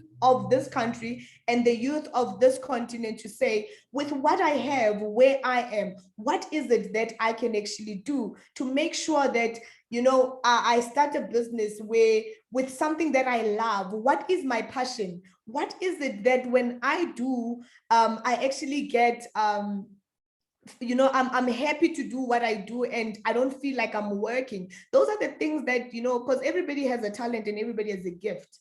Now we must look within our gifts and our talent at this time to make sure that we nurture those skills and those talents and convert them into businesses, so that we can make a living and create more jobs. And accompanying that is the skills that we learn through the high institutions, our universities. Let's not learn to look for jobs, but let's change the mindset of learning to look for jobs to learning to create jobs. We can actually be our own bosses, and we actually can be the change that we want to see, and it starts with us. Now, I just have a few opportunities that the youth can look into. Hairdressing services. In as much as we are in the middle of pandemics, women and men still need to look good.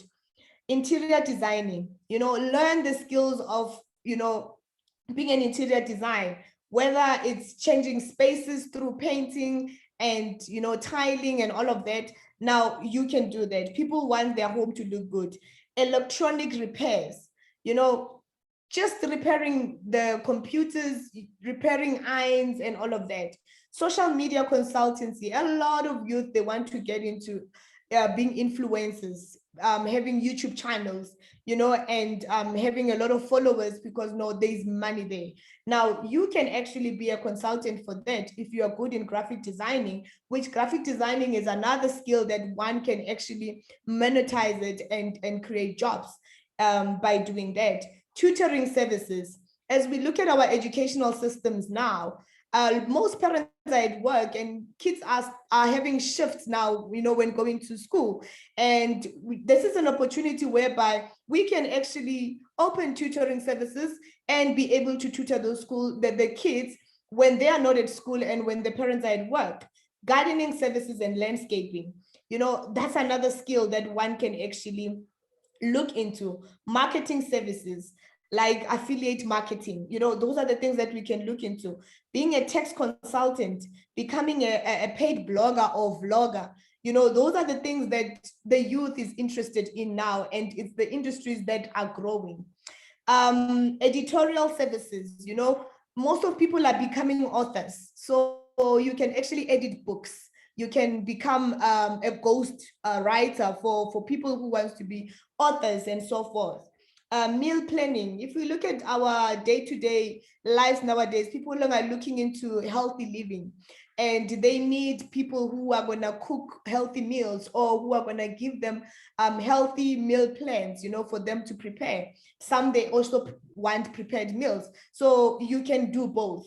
Plan projects and events at a fee. So those are the things that one can do without even requiring startup capital, and just use whatever deposit that the clients pay to hire out the equipment that you need, and the rest of the money is your profit. Become a property manager. I for one started this business now during the pandemic, where I manage properties, for corporates.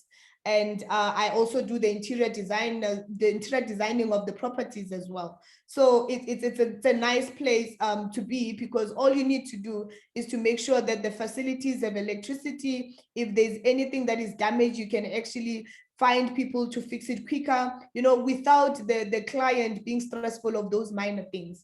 Life coaching, during pandemic, people are going through stressful situations, and there's a lot of divorces happening. People have lost their jobs, they've lost confidence. You can come in as a life coach and help them to recoup and to rebuild their lives. Laundry services. This works perfectly in the mining industry, where people are working shifts and they don't have time to actually do their laundry on a day-to-day basis.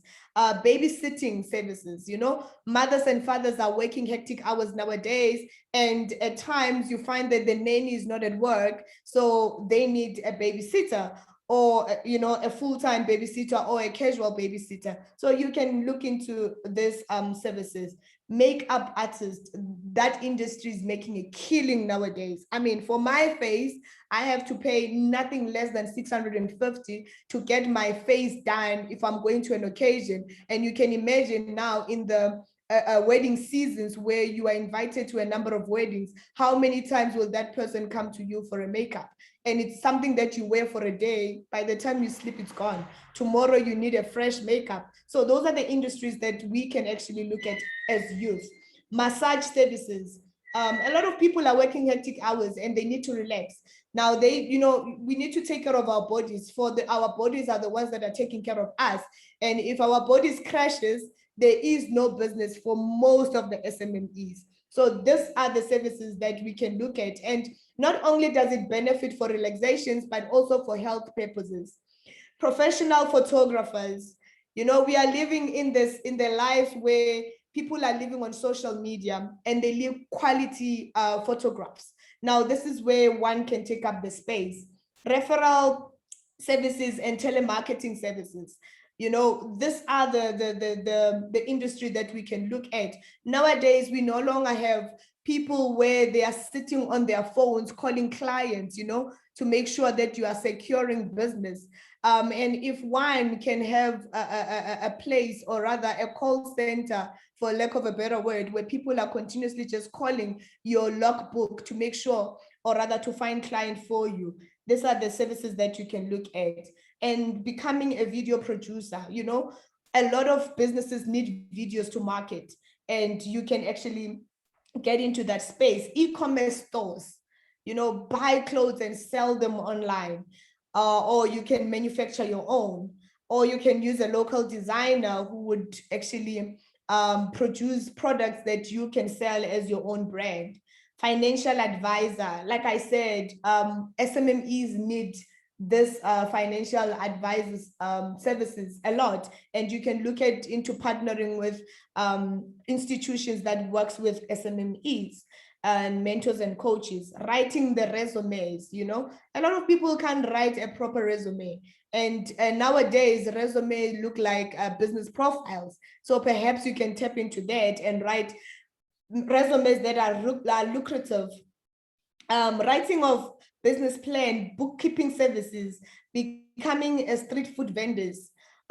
You know, with a lot of developments that are happening in our areas, we've got a lot of contractors, you know, and a lot of developments in terms of housing developments, where one can actually become a street food vendor there and, you know, sell, and you can make lucrative amount of money that will be able to sustain you. Becoming a music instructor or a DJ, you know, it's one of those things that are making money nowadays, because people are longing for entertainment.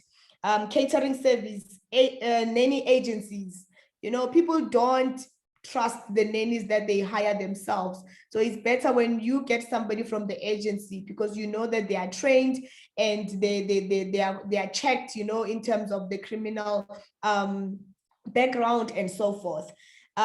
You can become a pet groomer or a trainer.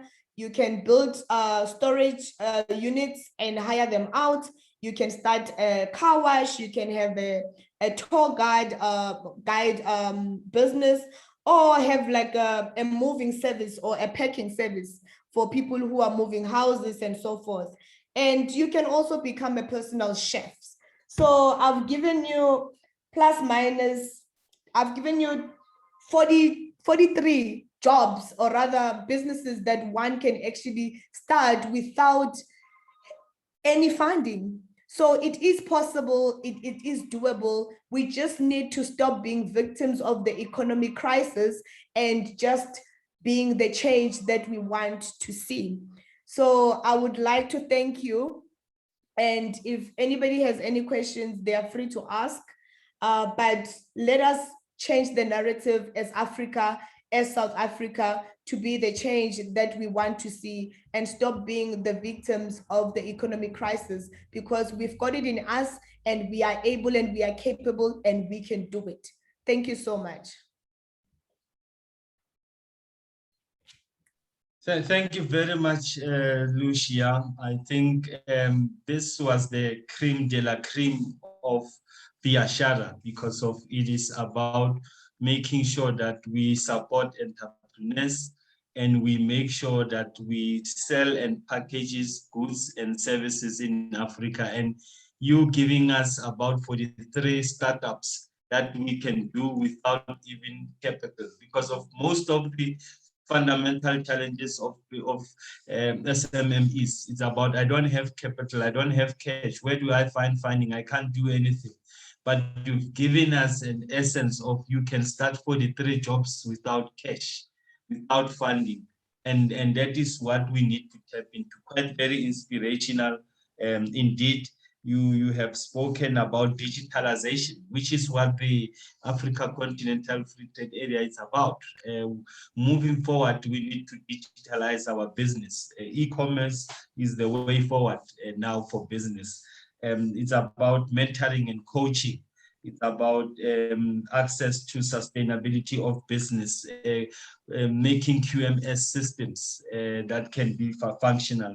It's about financial training and access to markets, which is what is important. And it links up to Mr. Mashimbia's map of Proudly South African, the market access platform, which is a digital one. And the parting shot was this one, the study to create jobs, which is very important. Traditionally, our age, we were taught you go to university so that you can find a job. And I think now we need to transcend and learn the new generation that it's about studying to create jobs and being entrepreneurs and being startups.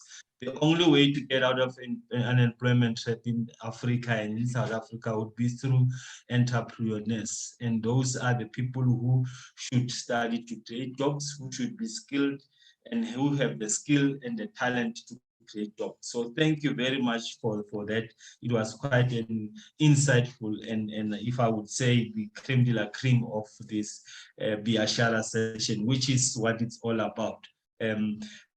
Without further ado, I would want to ask if there is any questions to Lucia Mabunda that the delegates would want to ask before I could call in our next speaker. But I think that she said quite a mouthful without, taking any word from her as well.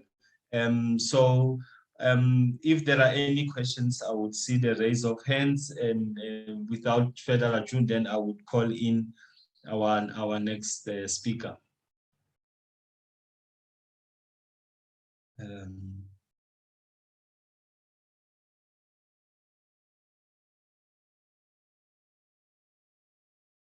Yes, I see, I agree. It was quite a mouthful, Lucia. You've made it so pragmatic that everybody understood the challenges of entrepreneurs and how to get to start a business. I mean, like I said, 43 business opportunities that you have put forward, that doesn't need a cent. All they need is a skill and a talent and a focus and an energy and time, and then it can be done.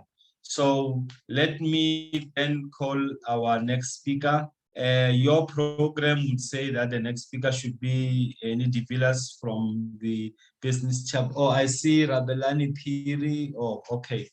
You just got a very good referral there. He says you've made a great presentation. I think definitely I concur and I agree. Your program says you should be having many developers for the post-pandemic business recovery from the Pretoria Chamber of Commerce. He will join us now at 11:15.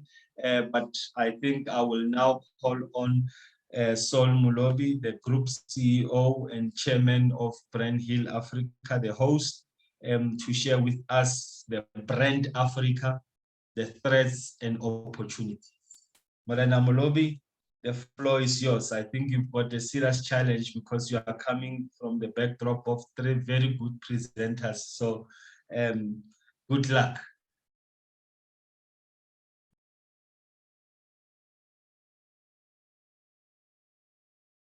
And unmute yourself.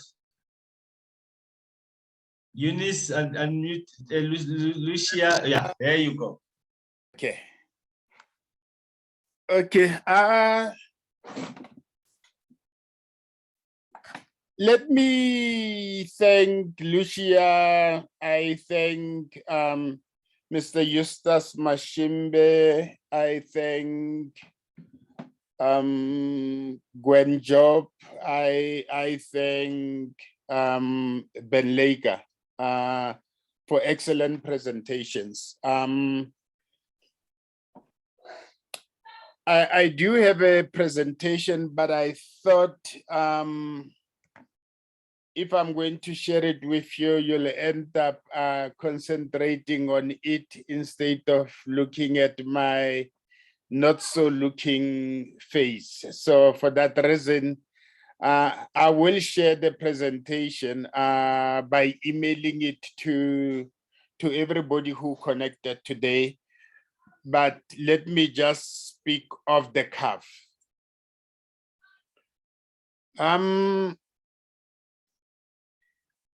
Thomas Sankara, the first post-independence president of Burkina Faso, spoke about paying tribute to the madmen of yesterday who made it possible for us to be where we are today as a continent. And Lucia spoke about the centrality of mobile technology, particularly your cell phone, in today's both social and professional lives of our people. To an extent that if you do not have a cell phone in your hand, you believe that there's one organ missing from your body. That's how attached we are to mobile technology. And then I'm going to quote Steve Jobs, one of the co-founders of Apple, who spoke about paying tribute to the crazy men. And he said, these crazy people are the ones who are driving the human race forward. And some years ago in 1990, after the liberalization of South African politics through the unbanning of the National Liberation Movement, the then New Nation newspaper hosted South Africa's International Literary Festival here in Johannesburg. And they invited Nawal El-Saadawi, an Egyptian feminist author, who said to us as young writers and journalists that creativity starts with disobedience. Now, I've spoken about disobedience, I've spoken about crazy people, I've spoken about Thomas Sankara's madmen. In 2018, the Harvard Business Review did a detailed study on crazy people, on madmen. And then they said for innovation to take place in each and every institution, in each and every society, there has to be crazy people, there has to be madmen, because those are the visionaries who are not only looking at what the country or the institution is busy on, but they are able to look beyond the horizons to say, this is where the human race in its totality should be headed to. Now, when we talk about our forebears, I would go back to 1904 when Pixley Isakaseme, one of the founders of the African National Congress, then it was called the South African National Native Congress. In his graduation speech at Cambridge University, he spoke about the regeneration of Africa. This wasn't necessarily new, even though he was responding to the 1884-1885 Berlin Conference that led to the scrambling of Africa into all these bits and pieces that we have today as 55 countries. I'm saying it's not new because during the turn of the 1st century, Pliny the Elder, who was a Roman Empire, a soldier, a navigator, and a philosopher, said ex Africa semper aliquid novi, which means that always out of Africa, there will be something fresh. And this was based on his travels across the continent. And it was mainly the statement that motivated people like Cheikh Anta Diop, who then studied the role that Egypt played and Africa as a whole as a cradle of human civilization in advancing the human race. But from 1904 up until 1963, yes, many African countries, starting with South Africa through the launch of the African National Congress in 1913, many countries established national liberation movements in response to colonialism, which was imposed on the continent by the 1884-1885 Berlin Conference. But in 1963, at the seminar of heads of states and leaders of national liberation movements in Africa, hosted by Haile Selassie in Ethiopia, Kwame Nkrumah spoke about the unification of Africa. And he even spoke about integration of the economy, spoke about the introduction of a continental currency. And the next morning, on the 25th of May, 1963, the Organization for African Unity was established.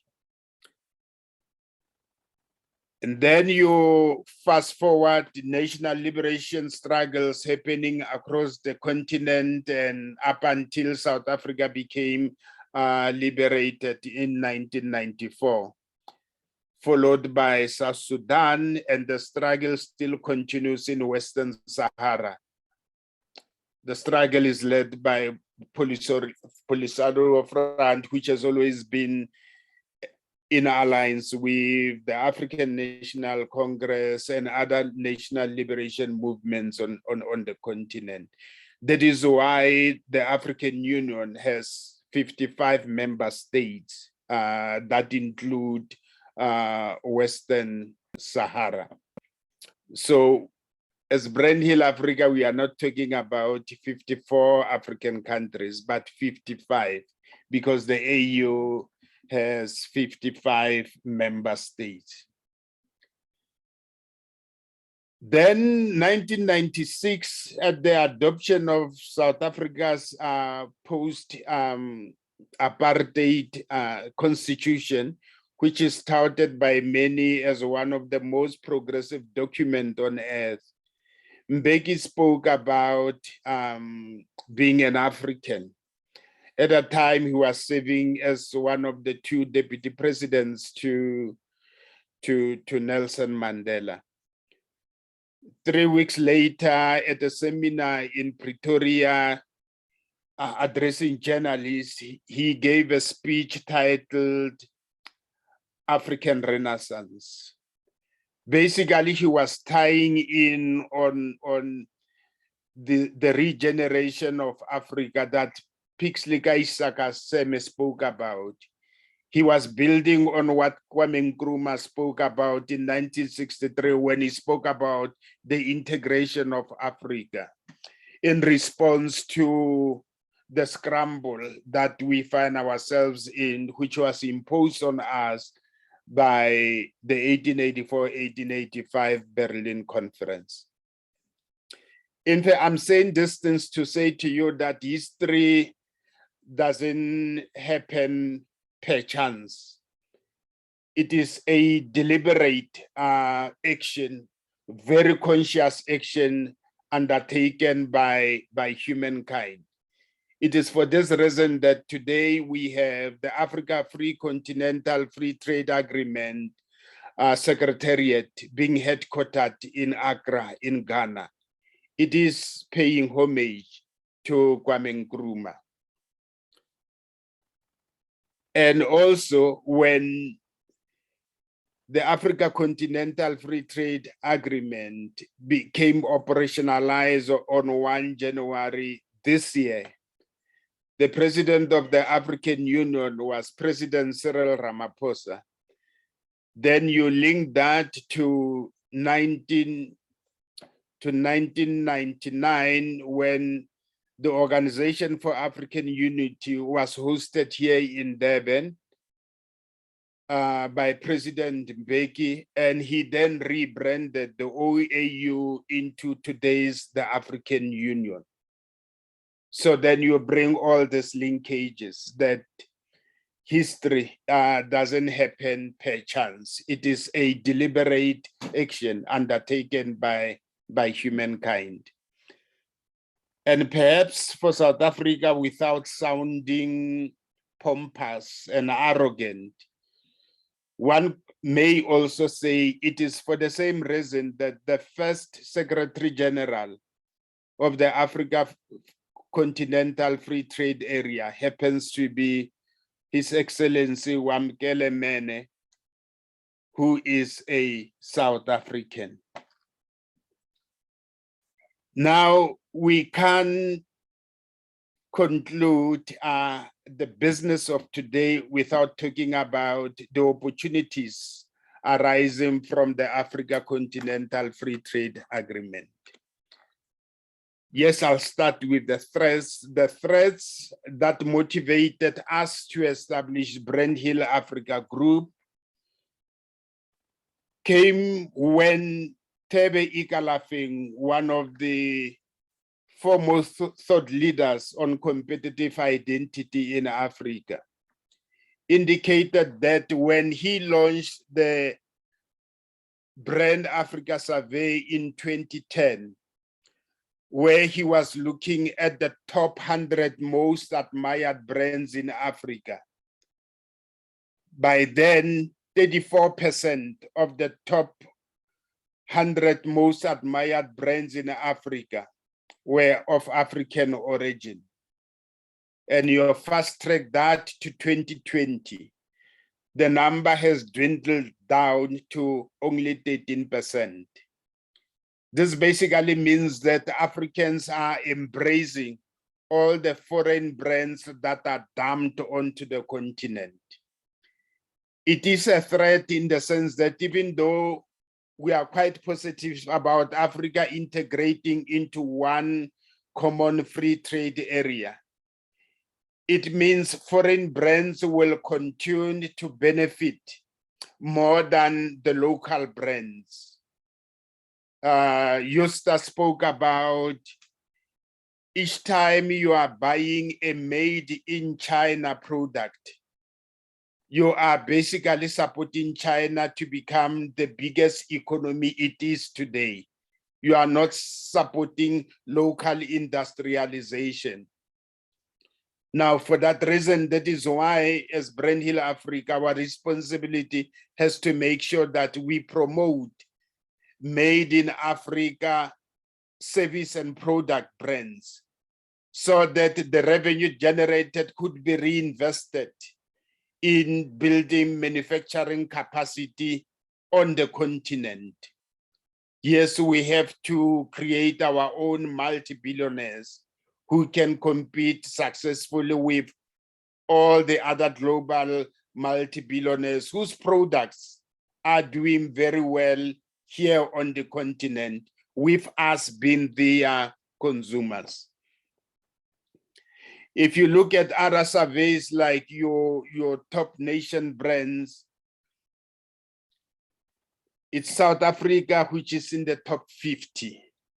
And if you look at the last 3 nation brand indices, you will realize it is losing 1 spot every year, meaning it is becoming weaker and weaker.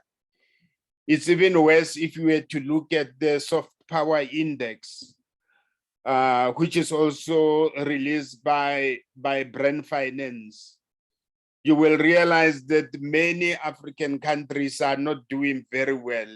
You only have 2 in the top 50, and then you have further 9 in the 80 to 100 band of the top 100 soft power index countries. So this means that Africa has to do very well to dispel all the negative perceptions that have historically been attached to Africa, starting from 1899 when Joseph Conrad wrote his book, The Heart of Darkness, in which he dubbed Africa a dark continent. This onslaught continued, if you remember, up until President Donald Trump, when he mentioned that Haiti and African nations were S.T whole countries. And the University of Southern California conducted a research to find out what was the impact of that statement on Africa. And they published their research findings and found that it actually took Africa back by 50 years. Because since then, except for Wakanda, all the American movies went back to stereotyping Africa. The mainstream media did exactly the same thing by caricaturing Africa, no longer taking Africa as what the economists termed as a continent on the rise. So it is our responsibility as Africans to ensure that we challenge all the misperceptions that are bound not only in Africa, but across the world, that will ensure that Africa continues to be treated as an illegitimate child of Mother Earth. It is up to us. But Ngugi wa Thiong'o spoke about the decolonization of the mind project. It means by educating our consumers to embrace made in Africa service and product brands, we are decolonizing them, because then they become free souls who have to understand the economic importance of their decisions, that if you are embracing a foreign brand, you are basically stealing a slice from an African entrepreneur. Usually on social media, people will even tell you that when you go to all these retail shops, you don't negotiate the price.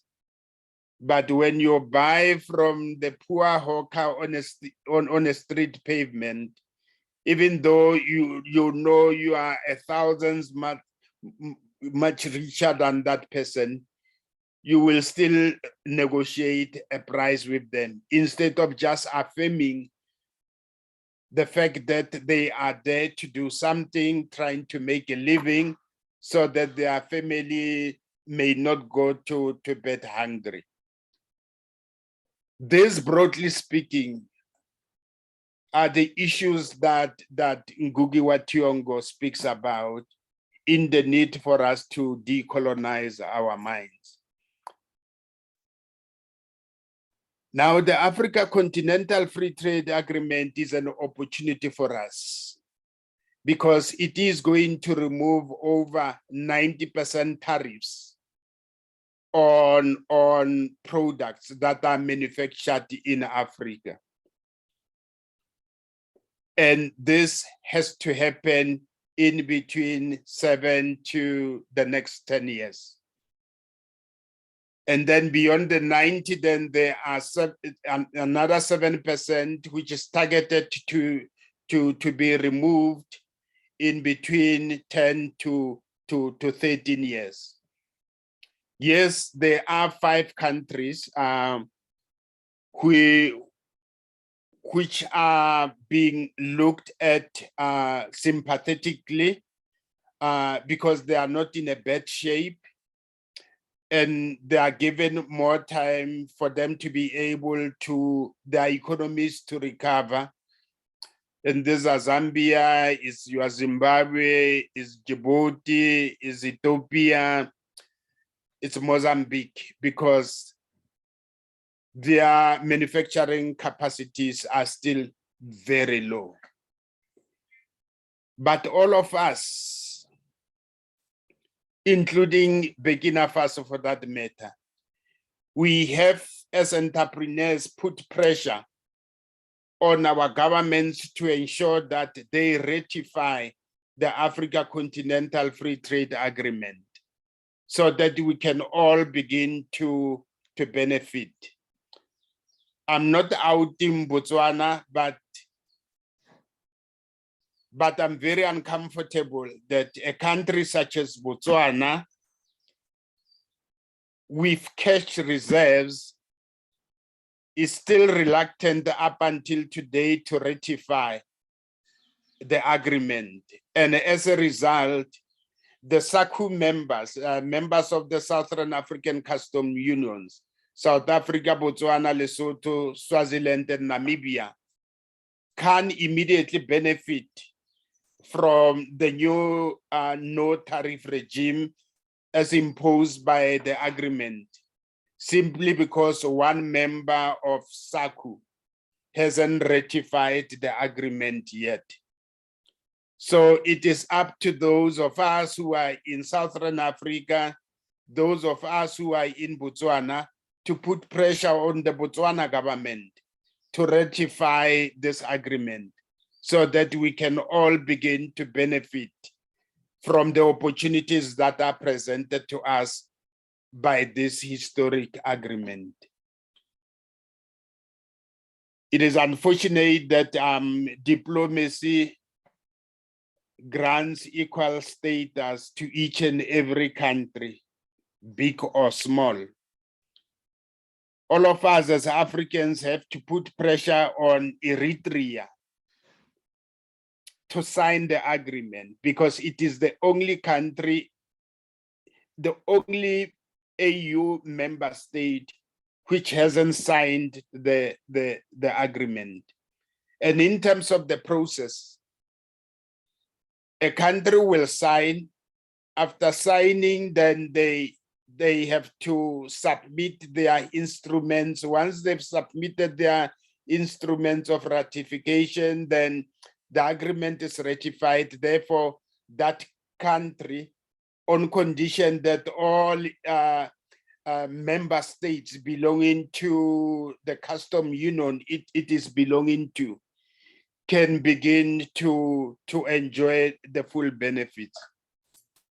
Now we shouldn't allow the East African community to be held at ransom by a country as small as Eritrea that refuses up until today to be signing the Africa Continental Free Trade Agreement. I'm talking as an entrepreneur, not as a politician. And I'll say it is up to us as entrepreneurs in the continent to say we need to be able to access the Eritrean market, drawing from the benefits presented to us by the agreement, so that we could be able to compete on price with all the cheap imports that are brought onto the continent from China and other continents. Because the minute we are able to access all these markets on the continent, enjoying the benefits that are accruing from the agreement, then we will be able to grow our capacity to industrialize and to manufacture more goods, which means we will then be helping our countries' economies to grow.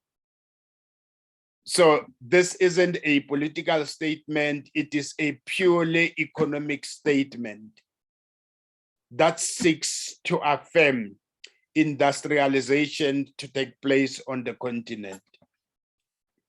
There's a publication by the African Development Bank, which I just love, and every 4 or 5 weeks I go back to it to read it.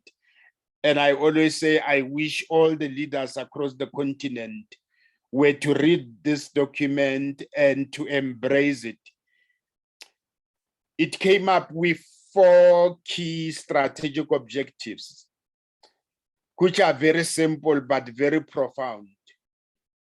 The first one is Feed Africa. It speaks to what Ben Leka was talking about, food security.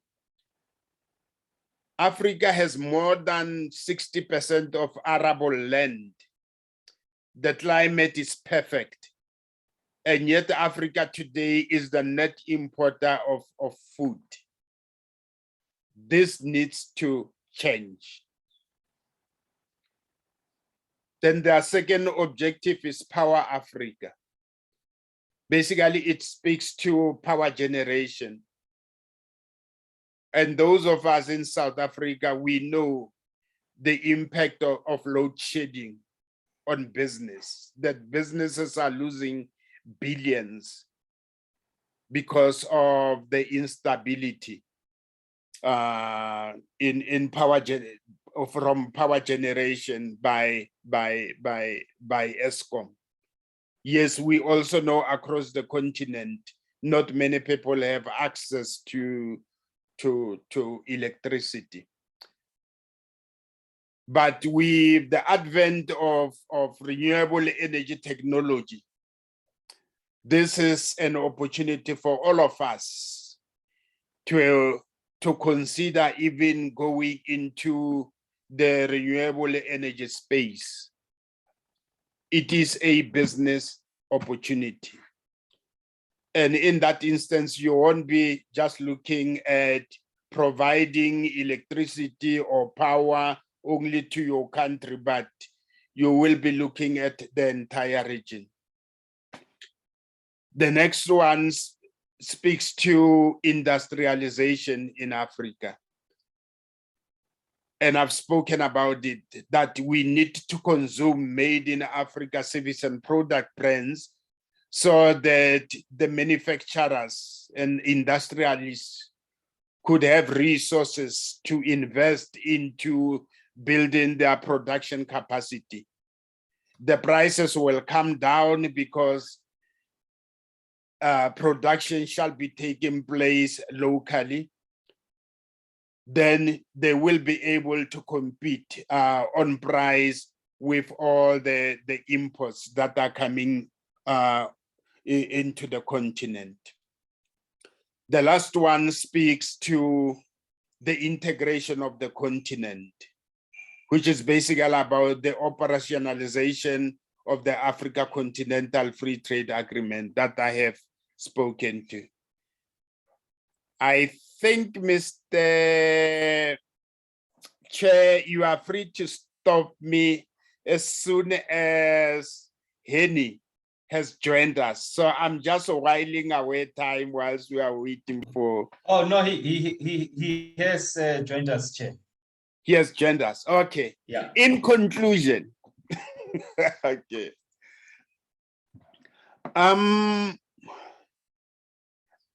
Africa is on the rise.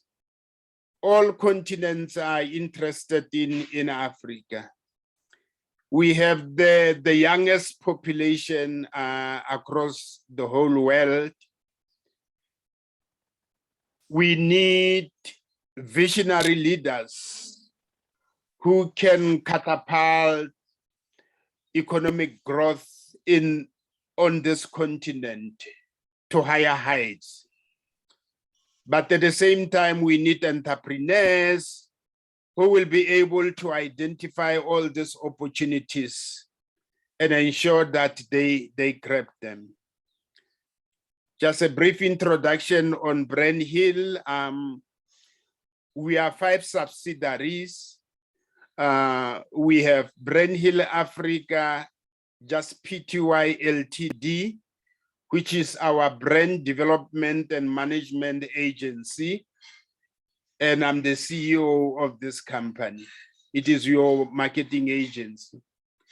And then we have Brand Hill Africa Institute of Public Diplomacy, PTY Ltd, which is headed by our program director, Stevens Mokhalapa. We have Brand Hill Investment Holdings, PTY Ltd, which mobilizes foreign direct investment for infrastructure development projects, not only in South Africa, but across the continent. We are sitting on roughly 54 infrastructure projects in South Africa, Mozambique, Zimbabwe, Zambia, Ghana, Tanzania, and Gabon. And then we have Brand Hill Africa Media Holdings, PTY Ltd, which is the publisher of Jumbo Africa news portal, which, by the way, you should be accessing every Friday. And then we have Brand Hill Africa Foundation, which is our CSI vehicle. Thank you for this opportunity, and thank you for having joined us I'll now hand over to you, Chair. Thank you very much, Chair and CEO of Brand Hill Africa Pty. Indeed, you have saved the best for last in terms of threats and opportunities. And I'm just going to dwell on the opportunities because that is the essence of the Biashara. It is to showcase what services and products in Africa can we showcase and what about Africa can we showcase. You have spoken about the brand Africa and how can we make sure that we are the masters of our own destiny, and we can talk of decolonization in terms of how we do business. And the most importantly, that the Africa Continental Free Trade Area removes 90% of the tariffs. One of the issues of why there is less business in Africa is because of tariff barriers, and having the ACFTA removing 90% of that, it goes a long way. And the ratification of the ACFTA, which is very important that most countries need to rectify. But that cannot happen without infrastructure, of course, which has been articulated by Ben Laker as well, and the issue of energy security. Renewable energy is the new norm going forward, and power generation is very important for investor confidence, apart from the institutional certainty. Industrialization made in Africa, which is what Biashara is about. It's about making sure that we brand position Africa's products and services, and made in Africa is one of those brands that needs to be championed. And the integration of the continent, it is the ultimate goal of the ACFTA and the Biashara conference, to ensure that we integrate our regional economies and our continental-wide economy, and ultimately to make ourselves to be internationally marketable and internationally competitive. Thank you very much for those presentation. You've upped the standard. Now let me allow Mr. Henny de Villas, who is the strategic head, the chief strategic officer for Pretoria Chamber of Commerce and Industry, to address us on the post-pandemic business recovery strategies and the role of the business chambers. Moving forward, even Ben Laker on the first speaker spoke about the role of private sector in the post-recovery of our economy and in the new normal based on the pandemic, and how we respond to that.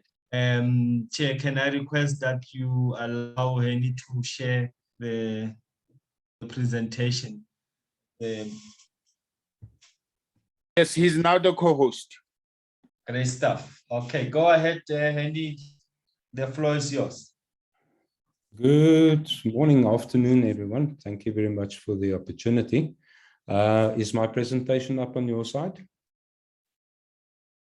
Stevens, okay. Yes. All right. I think the first thing that I want to say is we're all talking about the new normal. Let's just be quite straightforward about it. We are in an abnormal situation. Okay. If we look at South Africa specifically, and we look at what's happened to us over the last 10 years, 5 years ago, we were already in an difficult situation economically wise. If we look at our unemployment rates, etc., by then, we were already not in a good spot.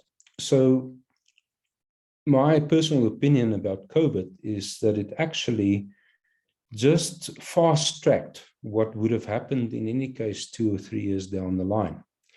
And yes, it's a bad thing, but it's also a good thing because it suddenly shook us all up and said, okay, hang on, we need to rethink what we're doing. What we did in the past doesn't work. And going forward, we need to look at things differently. So, and also important is that we actually get the right information on which we base our decisions. If we look at social media, etc., then you can actually, the misinformation is glaringly, how shall I say, visible. And we need to get to a point where we actually get the right information and the right content so that we can make better decisions. I'd like to walk very briefly through the game plan. It's really a summary. It's a tip of the iceberg, so to speak. And to look at what the Chamber plans for 2022. Okay. Now, Brandhill to us is a very important partner in this. Of course, Chambers, as it is, needs to network and need to connect people and so on. And in that context also, I've learned from other chambers as well, it's become increasingly difficult for chambers to actually put that value proposition forward and to make it work. If you just look at what's happening on LinkedIn and Facebook and Twitter and whatever the channels are, there's so many different ways in actually connecting. What is, however, important is that one connects with intent and that we actually connect in a way that we eventually conclude business, and that it doesn't just a question of networking, but it actually brings us to breach, I would say, the gap between global demand and local supply. Now, if we look at us as we stand here today, December 2021, what we've done this year is we have started to focus very much on safe business precincts. And the thing there is just that with the high unemployment rate, unfortunately, people start to rely on different methods to survive, and crime being one of them. And the very simple rationale here is business cannot flourish if it's not safe for me to go and shop or visit the place where I park, etc. So there's quite a drive from our side to focus on safer business precincts, specifically, of course, in Tshwane and central, the CBD, etc. So that is a very important focus point for us. The other part is that we've decided last year that for us to earn dollars for South Africans is very, very important that we actually create revenue streams. And for that purpose, we need to look at export. Now, South Africa is quite rich in certain resources, and our export and manufacturing capacity or capability is, I would say, undervalued and underrated. And what is very important for us is to start to build networks around identifying demand for export. In other words, what does the rest of Africa wants? If we look at intercontinental trade, what does Europe wants? Where can we add value? Okay, and I would like to invite you to connect with us and also send this message out so that we can get an idea of what is out there so that we can start to develop specific export programs, develop the capacity, etc. And if you look at our approach here, we sort of saying almost, let's start to rebuild from the bottom up. Okay. There are industries that's doing well. We've noticed from our membership, our exporters have actually been doing quite well in this pandemic scenario, much better than other areas. We also see a lot of members that suffers and is actually closing down, and unfortunately. What is also very important is bespoke value and quality. Doesn't help us to start this export initiative and we cannot put the quality out. So there's quite some emphasis on that. And very important from our own perspective is responsibly and ethically, okay, that it's handled in that manner and that we actually get rid of corruption. I think corruption has unfortunately cost Africa trillions, okay? And this is one of the areas where we need to really focus. I was mentioning to somebody earlier on who's in the game industry, and to move an animal from one area to another area requires a certificate. Now, unfortunately, for some of these guys, it's very easy to pay somebody quickly and to get the certificate. The problem with that is they are actually the root cause of corruption, okay?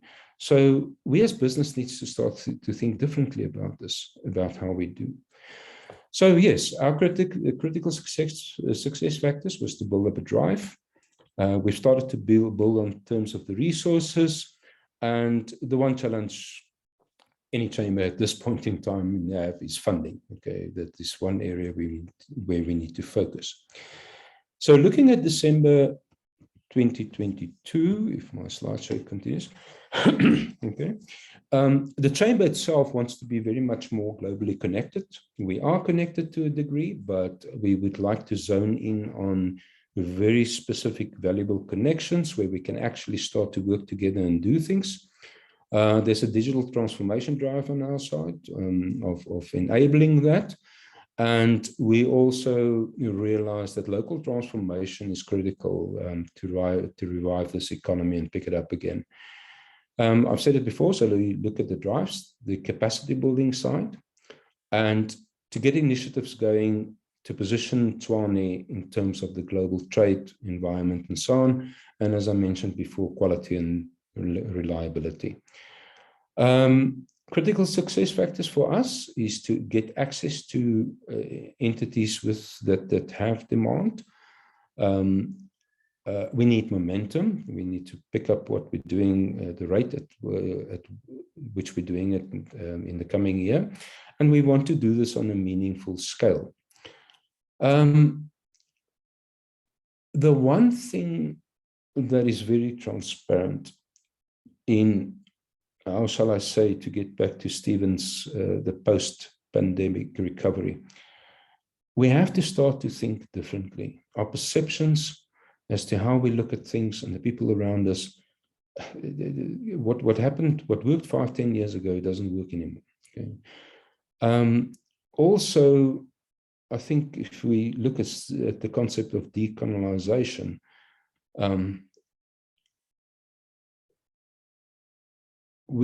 Africa has unfortunately been raped of its resources, and it's probably something that will continue for many years.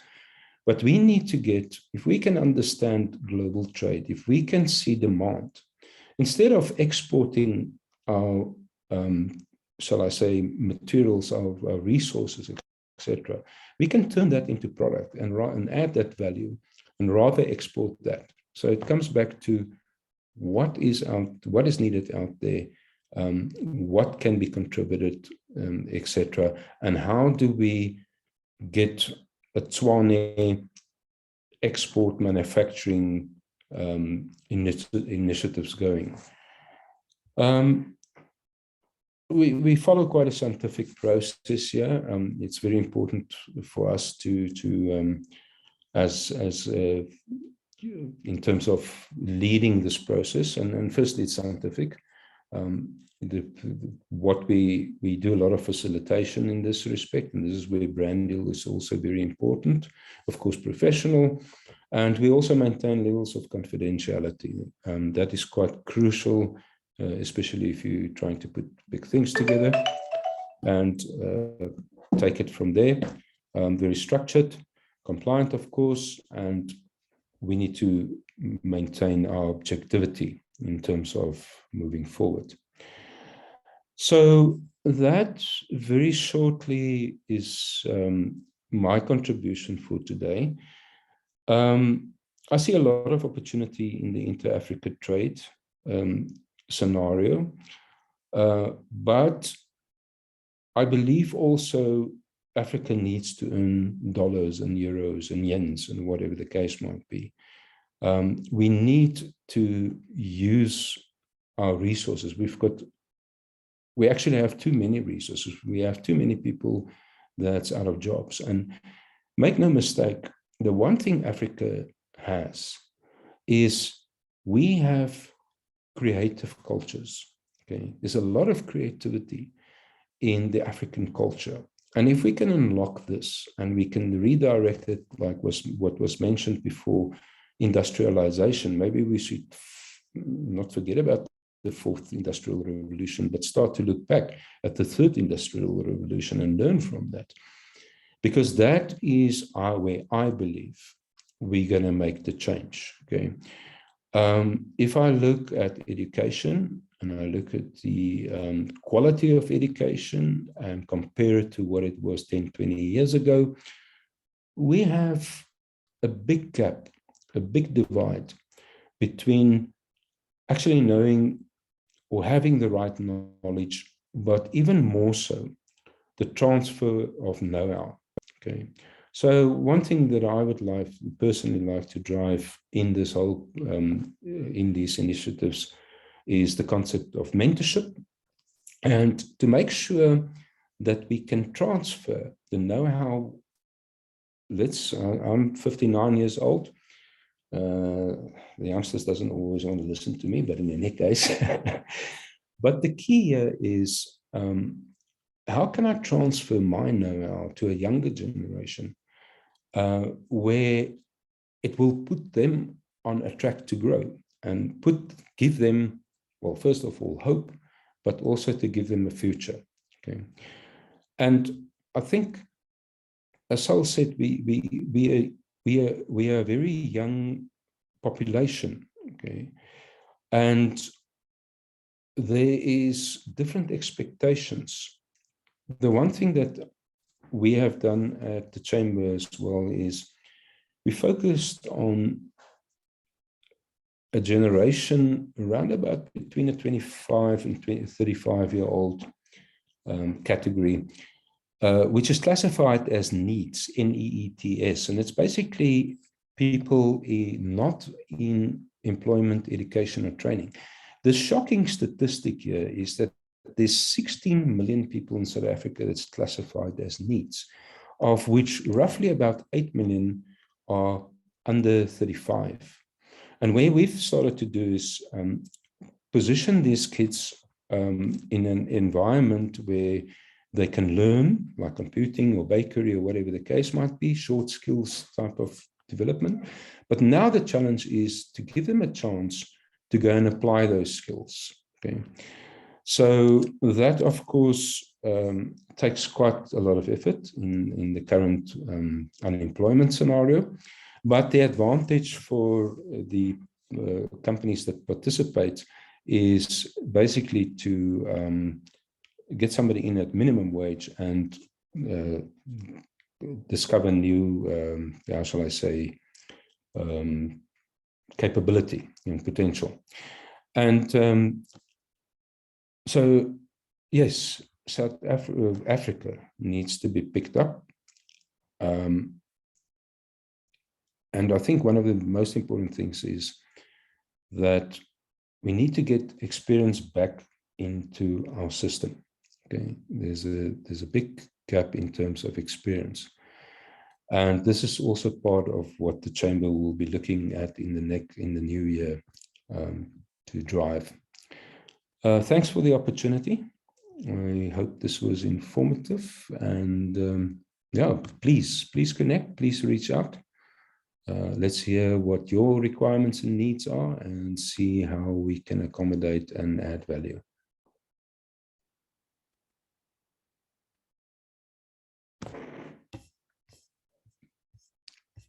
Stevens. Thank you very much. Thank you very much, Henny, for that very insightful presentation. Can I request that you remove it so that we can go back?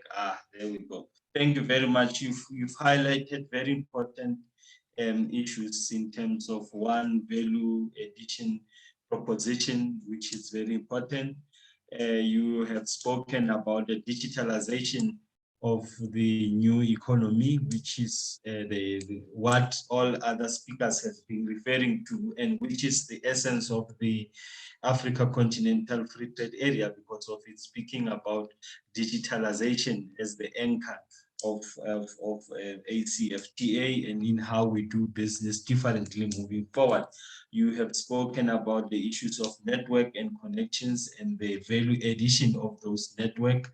And you have spoken about the safe business, because I think every investor needs a safe environment to invest their money. And this is where the chamber comes in, into ensuring that safe space and that safe business. You've spoken about the booming of the export and manufacturing industries and how it needs to be amplified moving forward.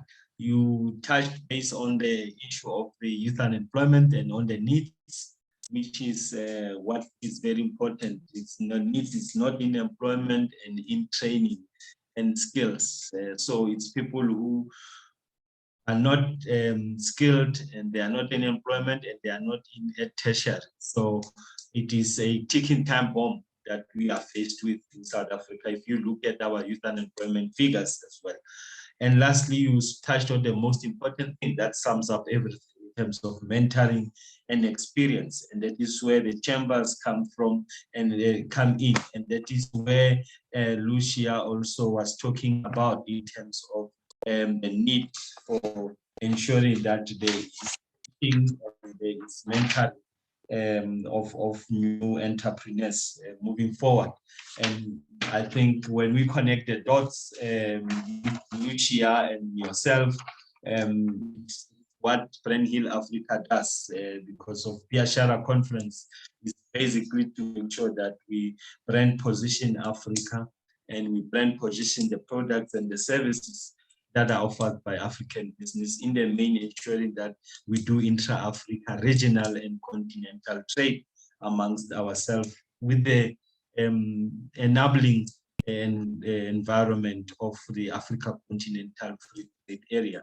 So thank you very much. And I've seen all your chat boxes in the chat box, your inputs and comments there. They were very much profound, and let us connect in terms of how we move forward together. Because of it's a network, we can make the circle bigger, and let us exchange all those who had questions for the for Proudly South African. I've put in there that you can go to info at African, and you can put your questions there and let us connect.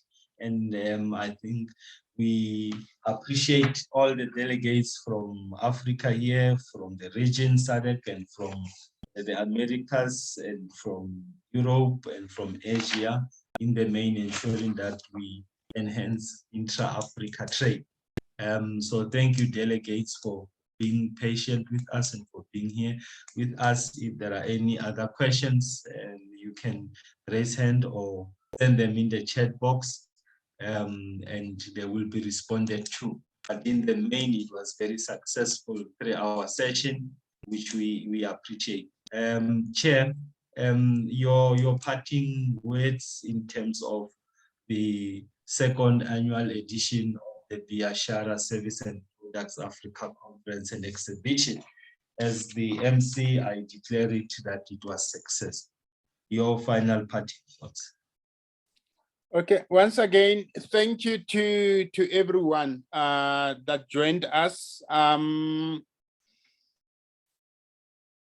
We launched this year, this event last year on the 10th of December.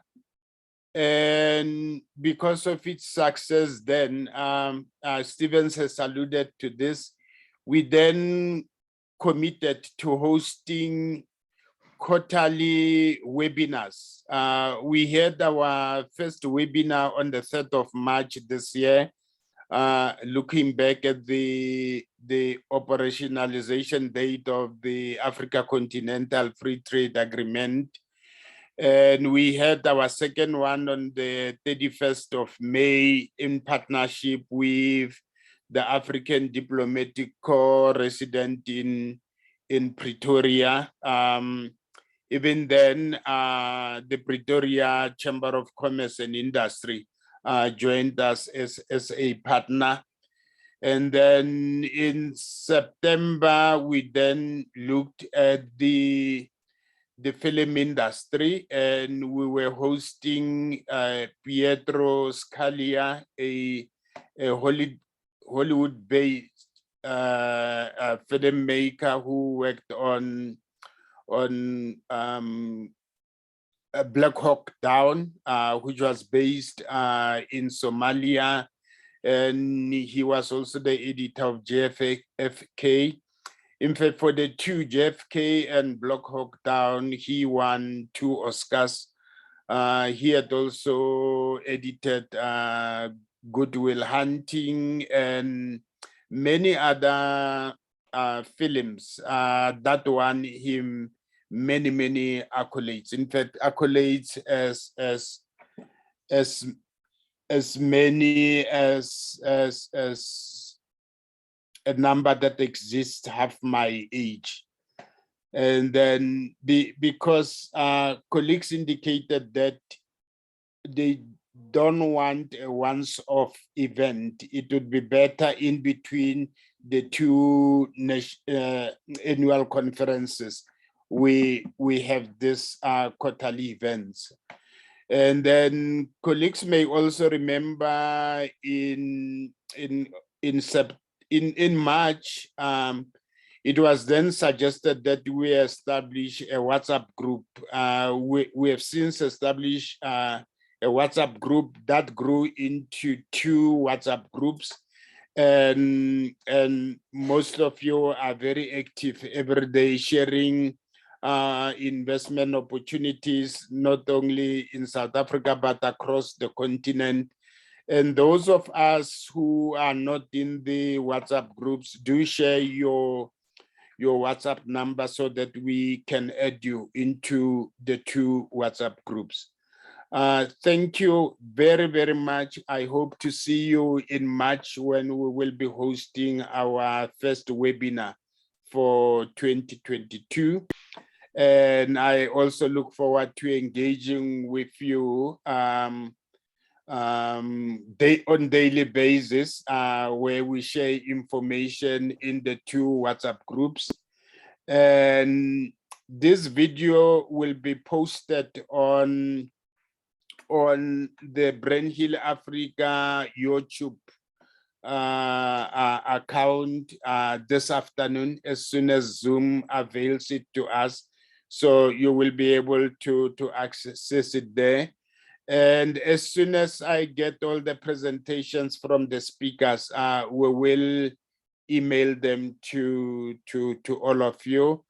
But we will also avail the presentations on the Brandhill Africa website, which is www.brandhillafrica.com. And today they should also be available on the Jumbo Africa news portal, because immediately after this, we will be working on this week's edition of Jumbo Africa online.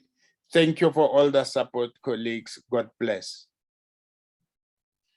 Thank you very much, Chairperson and Group CEO of Brandhill Africa. And let me thank all the speakers, Mr. Ben Laker from the CEO of African Agri Council and the acting CEO of Invest DRC. Let me also thank Mr. Eustace Mashimbie, who is the CEO of Proudly South African. And also let me also appreciate as well as Lucia Mabunda, Ms. Lucia Mabunda, who is an entrepreneur and a renowned author and a business coach. Thank you very much for your input. Let me also thank Henny de Villas from the Pretoria Chamber of Commerce and Industry. Thank you very much for your input. And also let me also thank the commercials that we had and the commercial from Gwen Job as well. And thank you to our host, and thank you to the delegates from across the world, from the region and from the continent, and as well as from South Africa here. And as the chair said, we will see you in March, and have a blessed festive season and a prosperous new year. Until we meet again, God bless, and God bless Africa. Let's make Africa work. Let's promote brand Africa. In our hands, and Africa Continental Free Trade Area is for us to make business in. I thank you very much. Asante sana.